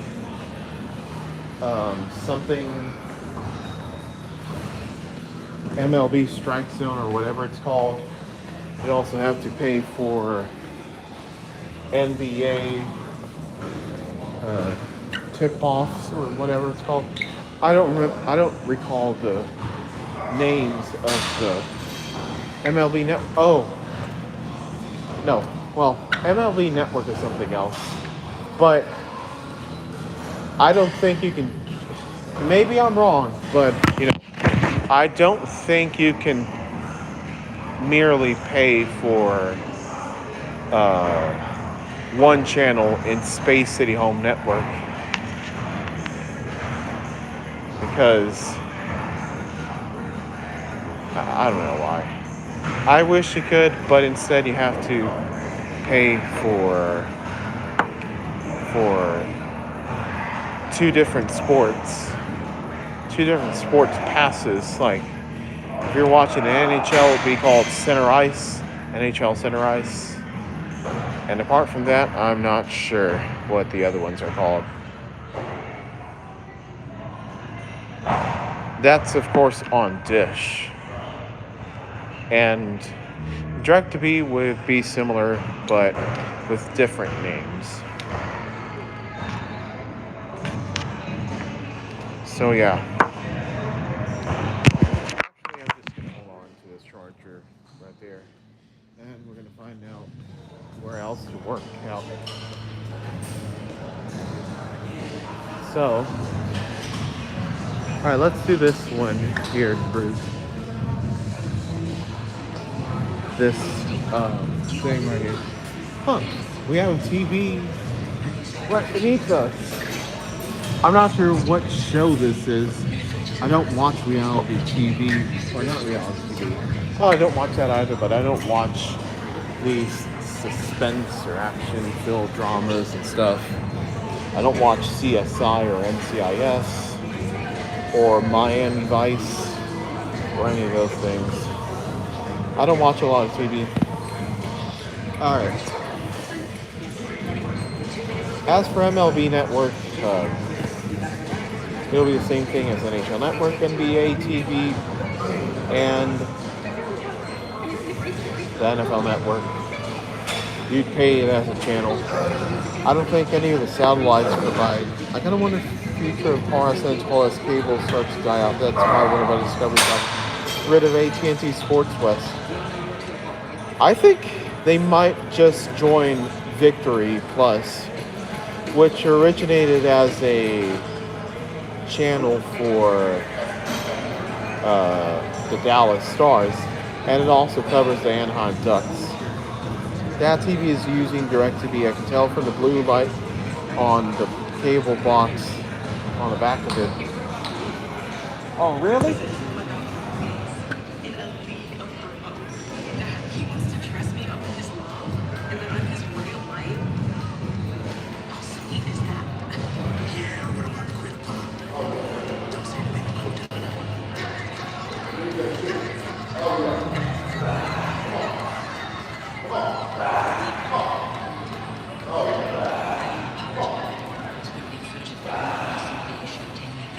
I'm pretty sure this is cable, but I could be wrong.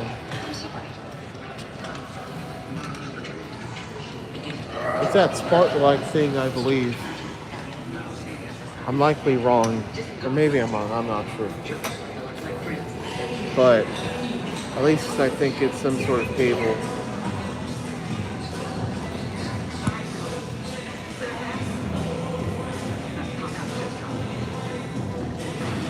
Or actually could be DirecTV.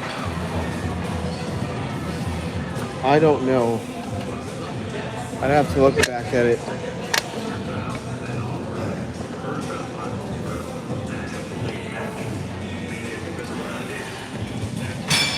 Most DirecTV boxes I've seen are small and have a loop or blue light on them.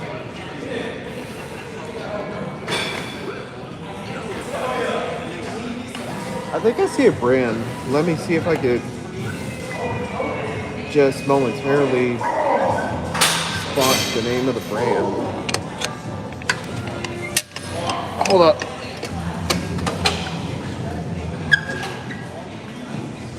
Oh, it is DirecTV. Wow.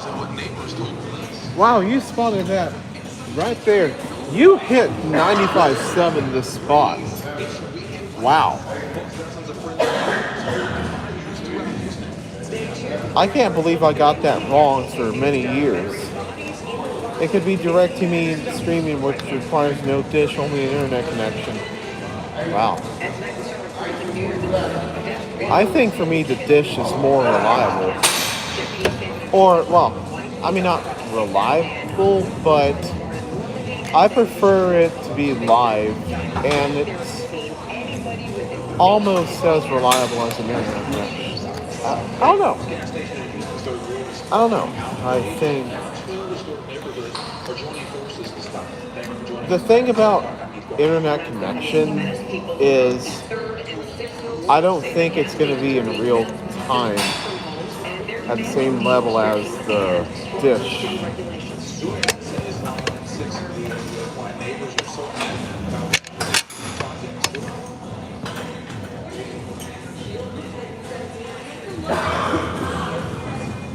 Let's go for round two.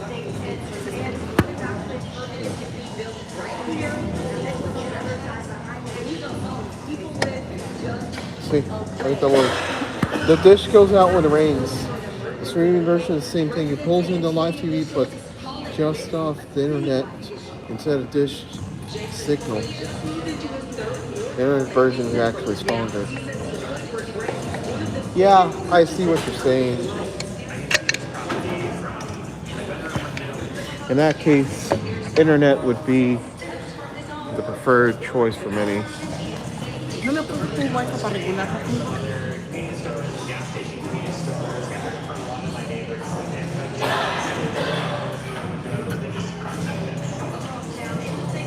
Oh, no sé. Creo que no se puede regular.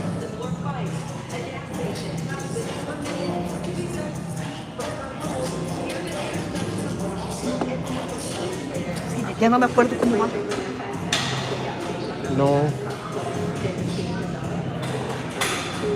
No, creo que no se puede.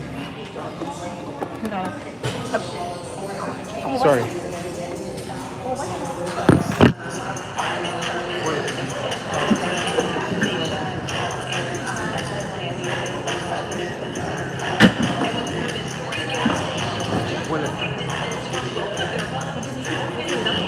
No. Tienes razón, güey. Sorry. Oh no, I agree with you. Internet is stronger. I just wonder, the only thing about internet connection TV is it real time? Is that as real time as using the dish? That's all. Just runs the wire to the modem. Alright, let's read all these comments. I have an Xfinity cable box in a room that runs solely off the internet. It doesn't connect to the cable outlet. In other rooms, it's the old traditional way for outlets. It just has a wire that runs to the modem, which is the same room, and I can run it off Wi-Fi if I wanted to, but I prefer the wire because it's stronger and more reliable. I spotted a sound tube ceiling speaker change to that rafter. Oh, this one? Oh. Yeah, those are all around here.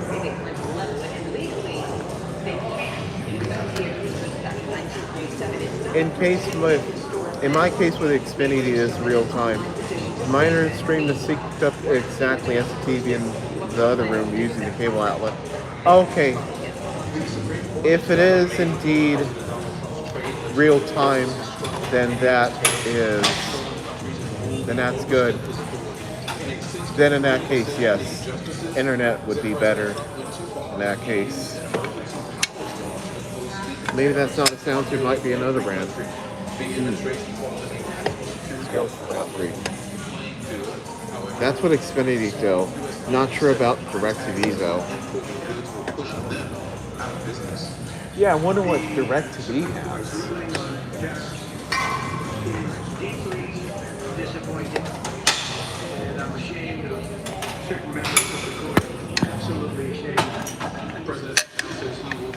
Huh.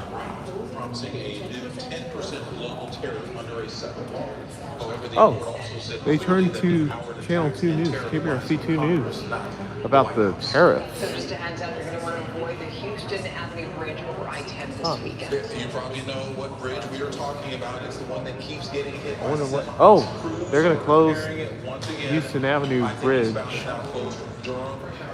Huh.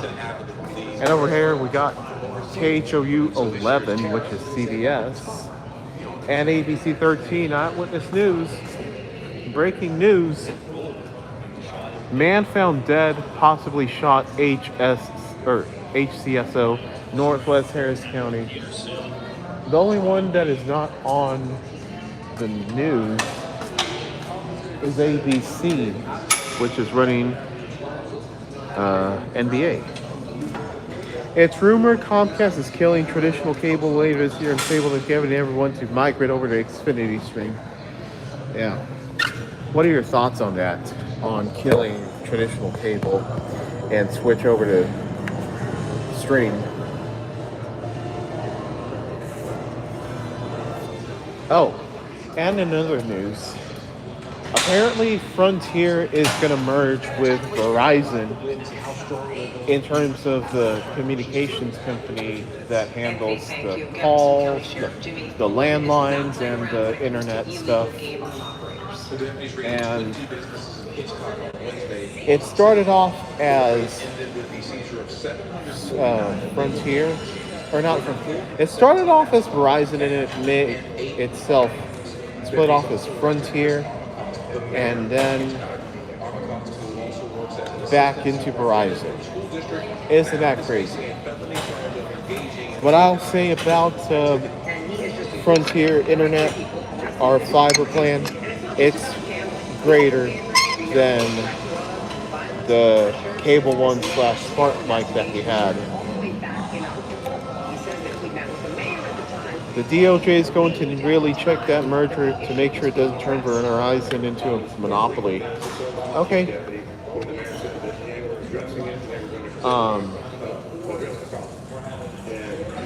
We'll see if that happens. Alright, final round of this one. Yeah. How I know is I got a mail that said AT&T, or sorry, not AT&T, Frontier is becoming Verizon. Now, I remind you that it was Verizon at first and then split off as Frontier Communications, and then hypothetically it would turn to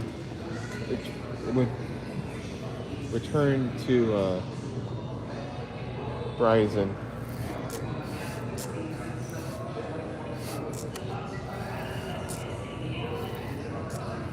Yeah. A lot of people I know don't want Comcast to kill cable because it will complicate things.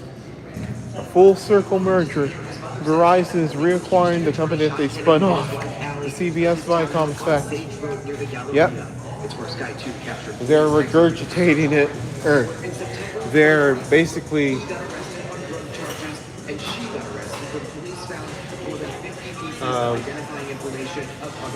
eating their own vomit, I guess.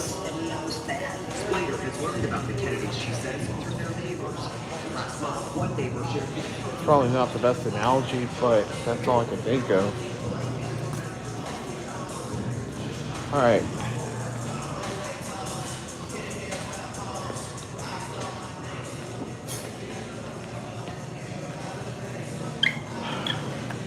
Alright, let's take a short break from the workouts. I know it was only 2 exercises, but let's take a little bit of a break.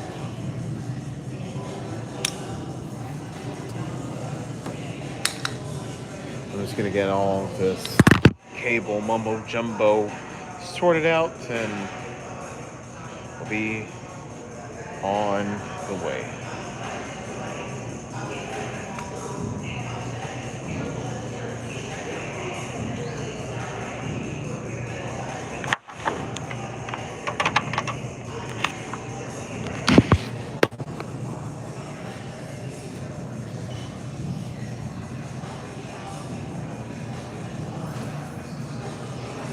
Alright. We're good.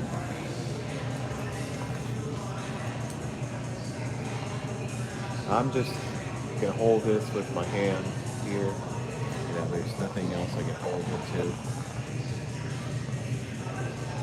to. It is 10:11 p.m. at this moment. It is foggy outside where I'm looking at. I can't even see the pole where one of the lights is mounted. Man, it was foggy between San Antonio and Kingsville, or Corpus Christi.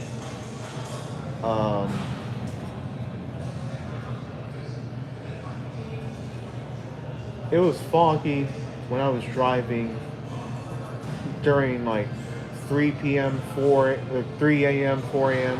when I was driving back to Kingsville from Dallas. I must say that is a really nice YMCA facility. Yeah. And yes, it could be better in certain ways, but it doesn't look bad at all. That reminds me, I want to know all about your Dallas adventure. Please share. Oh, I will share. And that's the reason I wanted to stop the workout, because I wanted to tell this story of going to Dallas.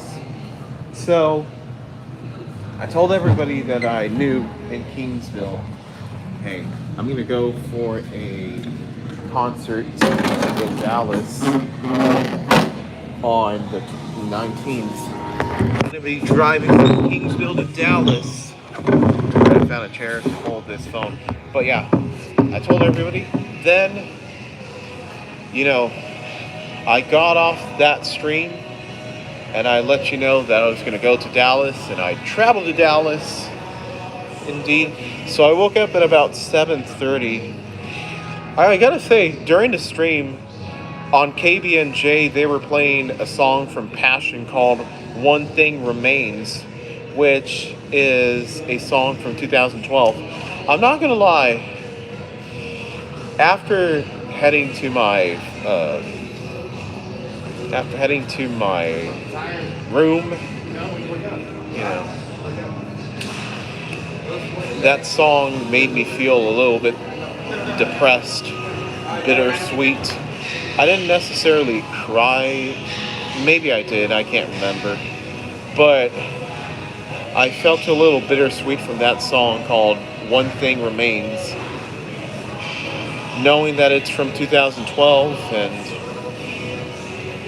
I just think of, I heard Left in the River today on KSBJ a few hours ago, right before I got home from church. Oh yeah, I also spotted Desperate on the KSBJ page that it played. Yeah, Left It in the River is obviously going to be more common, and we'll get into those songs in just a moment. But, yeah. So, I woke up to, I guess, dry my clothes, What time did Desperate play? It didn't show, but I believe it was around 5 or so. Or, no. 5 or 6. I can't remember. But I saw Desperate. And that's one song I want to get to when we talk about the live performances. So, yeah. That song, One Thing Remains, when I woke up the first time to go dry my clothes, I kept thinking of that song, and I felt kind of bittersweet thinking about it. And hey, say hi to the camera. ¿Te asusté? No me asustaste. No. Yo te vi por la pantalla. Ah, ¿sabías que venía? Yeah. Okay. ¿Terminaste? No. ¿No? Ok. Voy a la elíptica. Toma tu tiempo. Sí, voy a hacer elíptica. Okay. Yeah. So then I went back to sleep, and then I woke up at 7:30.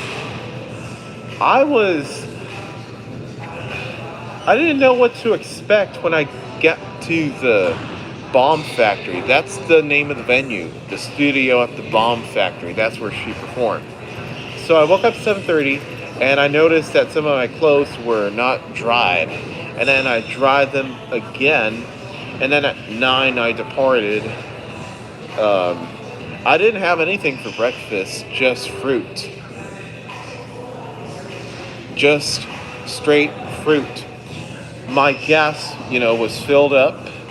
It was ready to go. And then I just headed straight down US 77 and then I-37.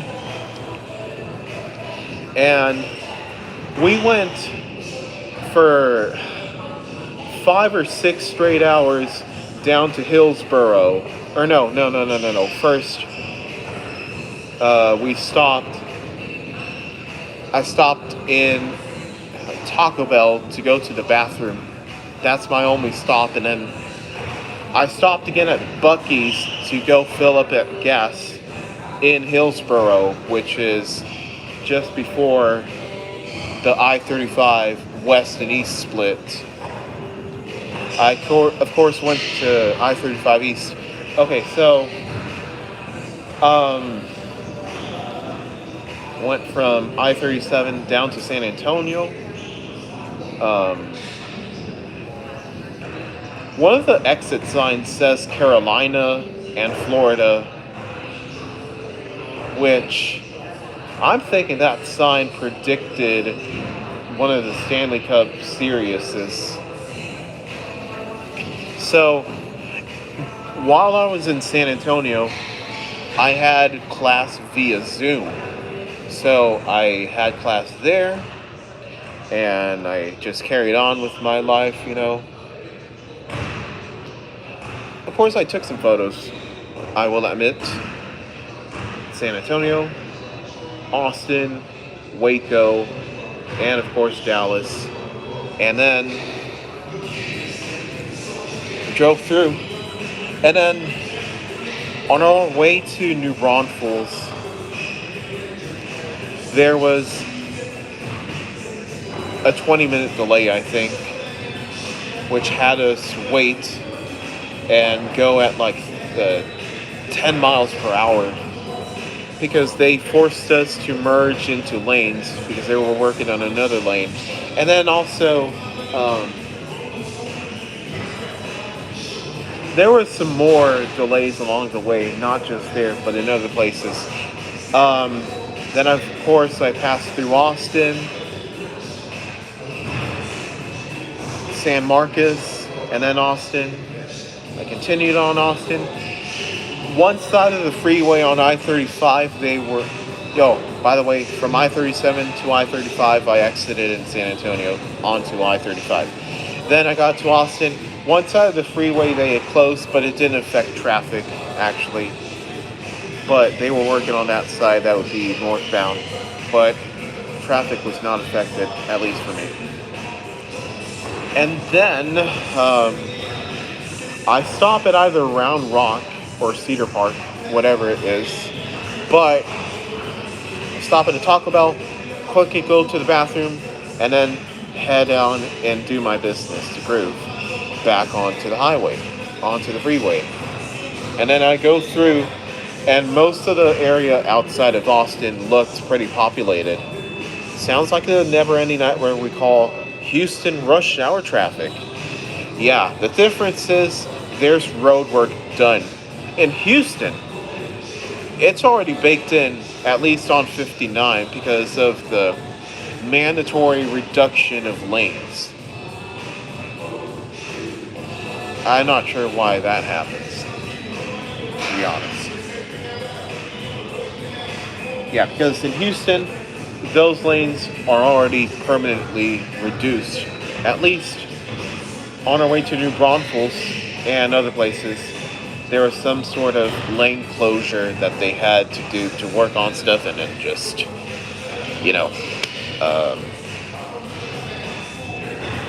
they'll open it up again. It was road work, that's why. And also some traffic within San Antonio and surrounding areas. Austin, okay. Then we head on forward. And then before we get to Waco, you see, the way to Austin, it felt pretty quick going to Austin. And then from Austin to Waco, oh man, I saw the sign that said, at one point, I was like 11 miles away from reaching Waco, and it said 67 minutes to reach Waco. I thought that was a typo, but whoo! It was actually true, because there appeared to be an accident on I-35 in Waco, northbound, not southbound, but regardless, there was an accident that heavily delayed traffic for 30 minutes to an hour.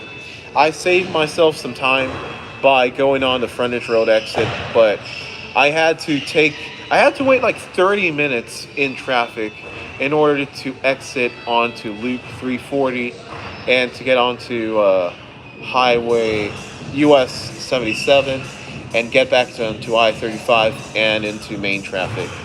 And then from there I saw Baylor University and stuff, and boy, Austin looked beautiful. yes, it looks a lot like California, and even the politics will say that, but it does look beautiful. And then Waco, Baylor University, and there's this beautiful bridge on I-35 up the way.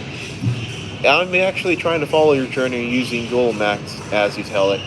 Yeah. It was Highway 6 concurrent with Loop 340. I exited and then went to US 77 North and got back onto I-35. Then from there I went on and made my way to Hillsboro, which quite honestly, from Austin to Waco felt quite distant for some reason. What else?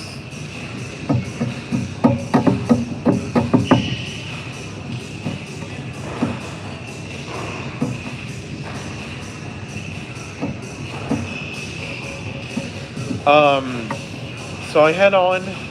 I pass through some emptiness, of course. Also, wait. I forgot. Between Austin and Waco, just before getting to Waco, there's also Belton, there's Temple, which those have, one of those have I-14, which I saw, which I know that's irrelevant, but still I just wanted to mention that.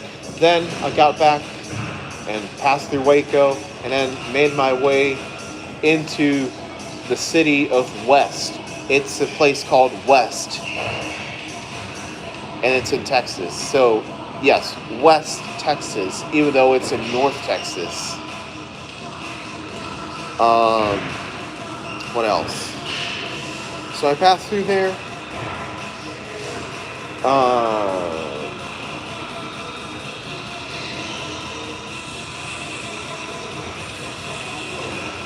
I also,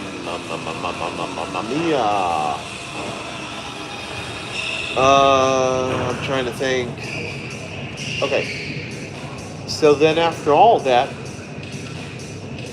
once we arrived at Hillsboro, there were signs along the way showing, hey, here we are, Buc-ee's. There's multiple Buc-ee's signs along the way begging me to go to Buc-ee's and to go there and stuff. So I stopped at Buc-ee's because Bucky the Beaver told me so. And then I filled up with $50 on gas. Well, $46, I believe. Yeah. And then I went back on the road. Well, actually in Buc-ee's, I saw they were doing an Irish theme. So they had these tumblers with Irish themed tumblers and shirts as well. It was beautiful. I actually wanted to buy those, but I knew they were expensive and I didn't want to buy those. Now, that Buc-ee's in Hillsboro was huge. And to think there's even bigger in New Braunfels, in Luling, and over there somewhere in Sevierville, Tennessee. And there's going to be the biggest one in Florida. Those are going to surpass even Hillsboro. What else? But yeah, those things are so good. If I get my hands on one of them, I'd love to buy it. Buc-ee's loves to over-advertise. In the Houston area, if you're heading on west on I-10 through Baytown and past that Buc-ee, you'll see a billboard informing you of the Katy Buc-ee's 55 miles away. Oh yeah, undoubtedly. This one for Hillsboro, the first one I saw was 66 miles away on exit 370, I believe. So I got, everything is supposed to be bigger in Texas. Why is Florida getting even a Buc-ee's bigger than any of the ones in Texas? Makes 0 sense. Who knows? Maybe they'll build one in, I feel very tempted to see Buc-ee's try to dip their toes in Victoria. I know they have the Texan there. I know, let's be honest, they have the Texan. But maybe Buc-ee's will somehow dip their toes in Victoria, find a way. Even though there's competition, most definitely. Maybe they'll make the biggest gas station in the world in Victoria, Texas. I'd like to think that. I know it sounds a little fantasy-ish, but you never know. Buc-ee's has pulled it off. Or not pull it off, but I think Buc-ee's could pull it off based on the support that they have. Based off of the merch alone, at least. So, I got back onto the road and I took the exit to I-35 East. Now, on my way, by the way, Mom, can we go to Italy, please? We have Italy at home. And then Italy at home is Italy, Texas. The city, not the country. Yes, that is real. In fact, I took a photo of it. Of a sign.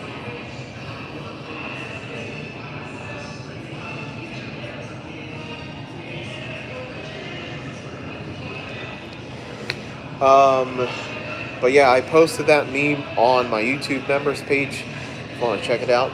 I know I'm not faithful to that, but it's 99 cents. It's the cheapest I can make it.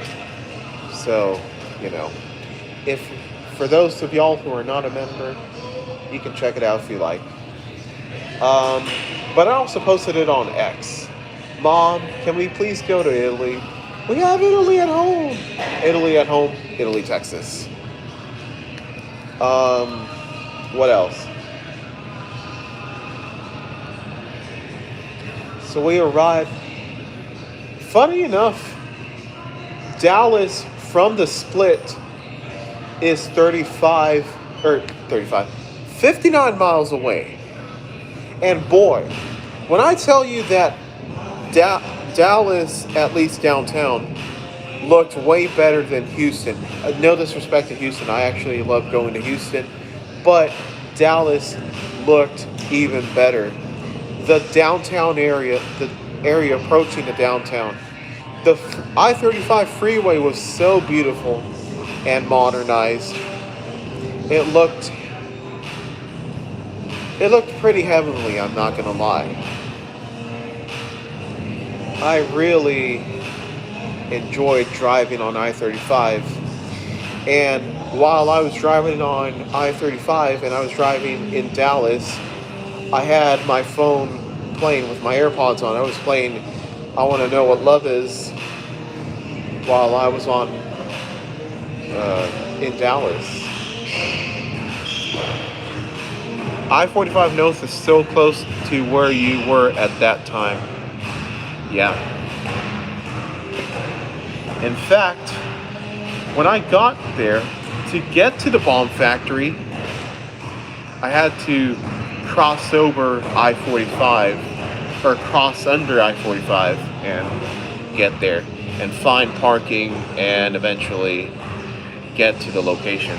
I arrived at 4:30 something, found a parking lot, a valuable parking lot close to where I am, and parked. And then I scanned the QR code and paid my parking spot, you know. And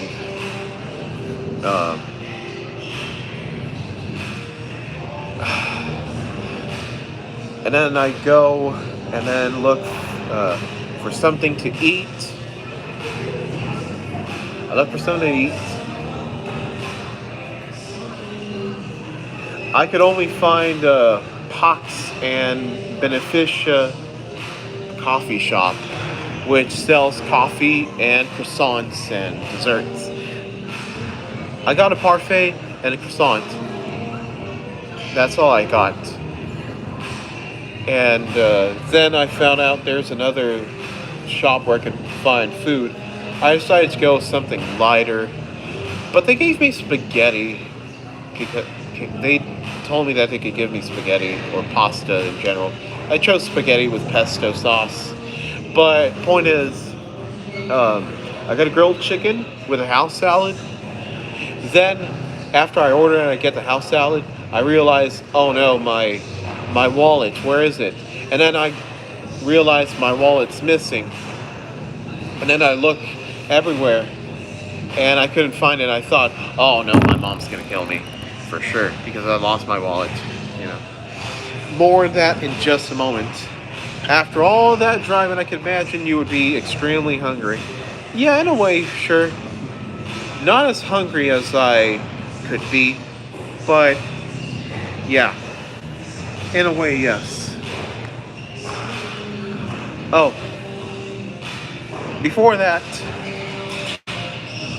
I went in and passed by the entrance to the concert. So it was outside. People were waiting outside the venue. I was also recording some, clips for my upcoming blog. Metro, God bless you and welcome in. How's it going, Metro? Stay tuned, Metro, because I'm going to upload a vlog one day very soon. I've got the clips ready to go. I just need to download them and okay. This is first time I've seen Cesar happy. Well, yeah. Usually I'm pretty emotionless. Please tell me you found your wallets. That sounds like a nightmare. Yeah, more on that in just a moment. There's more to that story. But yeah, oftentimes I can't process much emotions. He didn't get locked out of his dorm. Well, I got locked out, definitely. But I got one of the staff members to open it up for me. I left my keys inside the dorm. I forgot to tell y'all about that. But I did get locked out. What else? It's like those nightmares where you can't find your car in some massive parking garage. Oh my goodness. That would be a bigger nightmare. I mean, if you have the remote working, you could just press the horn button and it would beep, beep, beep, beep all the way until you find it and you can locate it that way.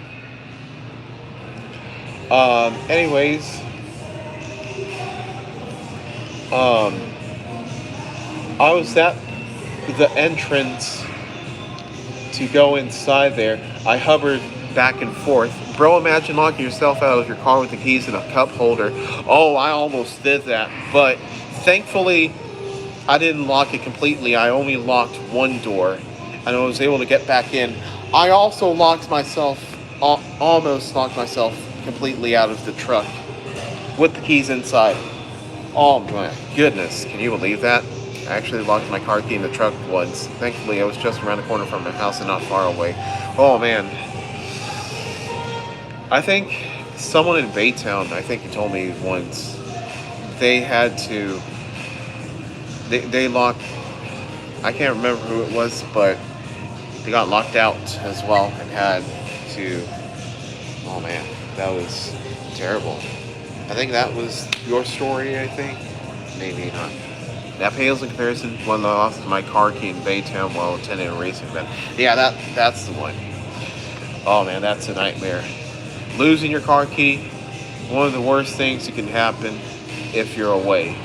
If you're at home, well, you could just ask for a ride, I suppose, or I don't know.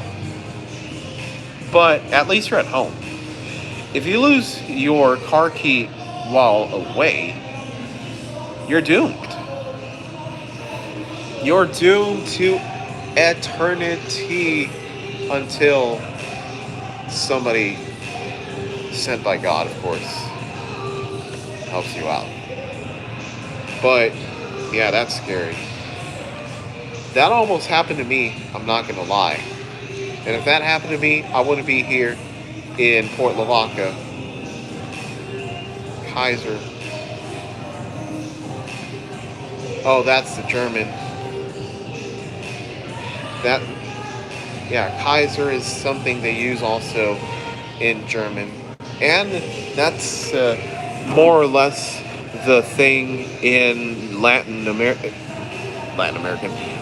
language. The Romans language. Anyways, I hover back and forth through the bomb factory outside. I'm recording and I'm like, oh, that's the bus where Jamie McDonald is in. And then suddenly I'm walking outside and then Jamie McDonald is there talking to his crew chief and staff, and I'm like, oh, is that Jamie McDonald? Oh my, that is her. Oh wow, it is her. Kind of like Dave Strader when he was announcing Jeremy Roenick's 500th goal. Yeah, so I saw her for the first time in person. I didn't get to meet her. I didn't get to introduce myself to her, I didn't get to talk to her. But I did see her then with my very own eyes. These naked eyes right here. Well, they're not naked because glasses. I was wearing my glasses, I wore my Ray-Bans, and on top of them I wore my eyeglasses so, I could see. I really love those Ray-Bans. I need to use them more often, but yeah. Jamie went inside to get ready for her first ever headlining concert at the studio at the Bomb Factory. All right. By the way, I have a question. If you travel back in time, would you travel back to save Jesus? That's a tough question. Because if Jesus was saved, then I don't mean this in a selfish way, but if Jesus was saved, then we would have not been saved from our sins. If Jesus wasn't sacrificed, we would still be living under the Old Testament, and we would all be doomed. At least that's what I think. I could be wrong, but that's what I think. If I did travel back to Jesus' time, I would ask him, what do I need to do in order to save myself, or to be saved? It would have been amazing if we could have taken a photo with her in an autograph. Oh man. I did hover back and forth again to see if I could catch her, but I couldn't catch her again. And then, I went to the coffee shop, and then I went over to this place called St.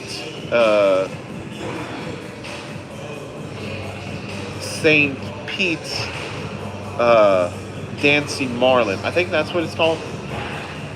It was Saint something. I can't remember what the exact name was. I went there, got my grilled chicken, house salad, and pasta. I shouldn't have ordered pasta, to be honest, but oh well. But then I realized my wallet is missing, And then I go back for it. Apparently it was moved somewhere over there, and they had it. Somebody picked it up. I dropped it near the bomb factory on my way to there. St. Pete's, Dance and Marlin. Yeah, okay. Okay, so it is St. Pete's. I had a vague memory that could have been that, but yeah. So St. Pete's, I had to go there. I had to force my waiter to wait for me and then reheat the meal once I got back. I couldn't find my wallet too, It moved somewhere over there past that coffee shop, and then I couldn't find it. And then it went over there at this other location, and it bounced all over Dallas, like over downtown Dallas. And then I was like, I'm gonna go finish my meal first, But boy, I kid you not, I was living I was living the message of desperate. Oh, I need heaven, and I'm like desperately trying to look for my wallet, I didn't find it, and then I prayed to the Lord, I know only you can find my wallet. I know I sound selfish and condescending and conceitful, but Lord, if I don't have this wallet back, my parents are going to kill me. Figuratively, not literally, of course, but figuratively kill me. They will berate me. The McNuggets. You love those nuggies, don't you? Well, me too. So I went back and forth across parts of downtown Dallas to try to retrieve my wallet. Apparently it moved somewhere near the transit. Then I located it and I couldn't find it, and then it was bouncing everywhere. So I walked all over downtown Dallas to try to find it, and I'm like, you know what, it's getting late, I'm losing battery, and I'm just gonna go on. So yeah, I left it to the Lord. Sí. Like lo de 300. Sí. Okay, Yeah. Okay. All right. We're gonna head back home, but we'll continue to stream right now.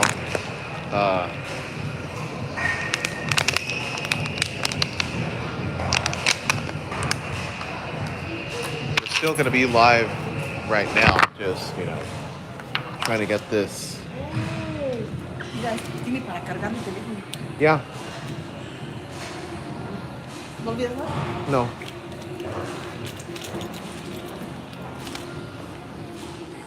Yeah, it's foggy. All right. Bye.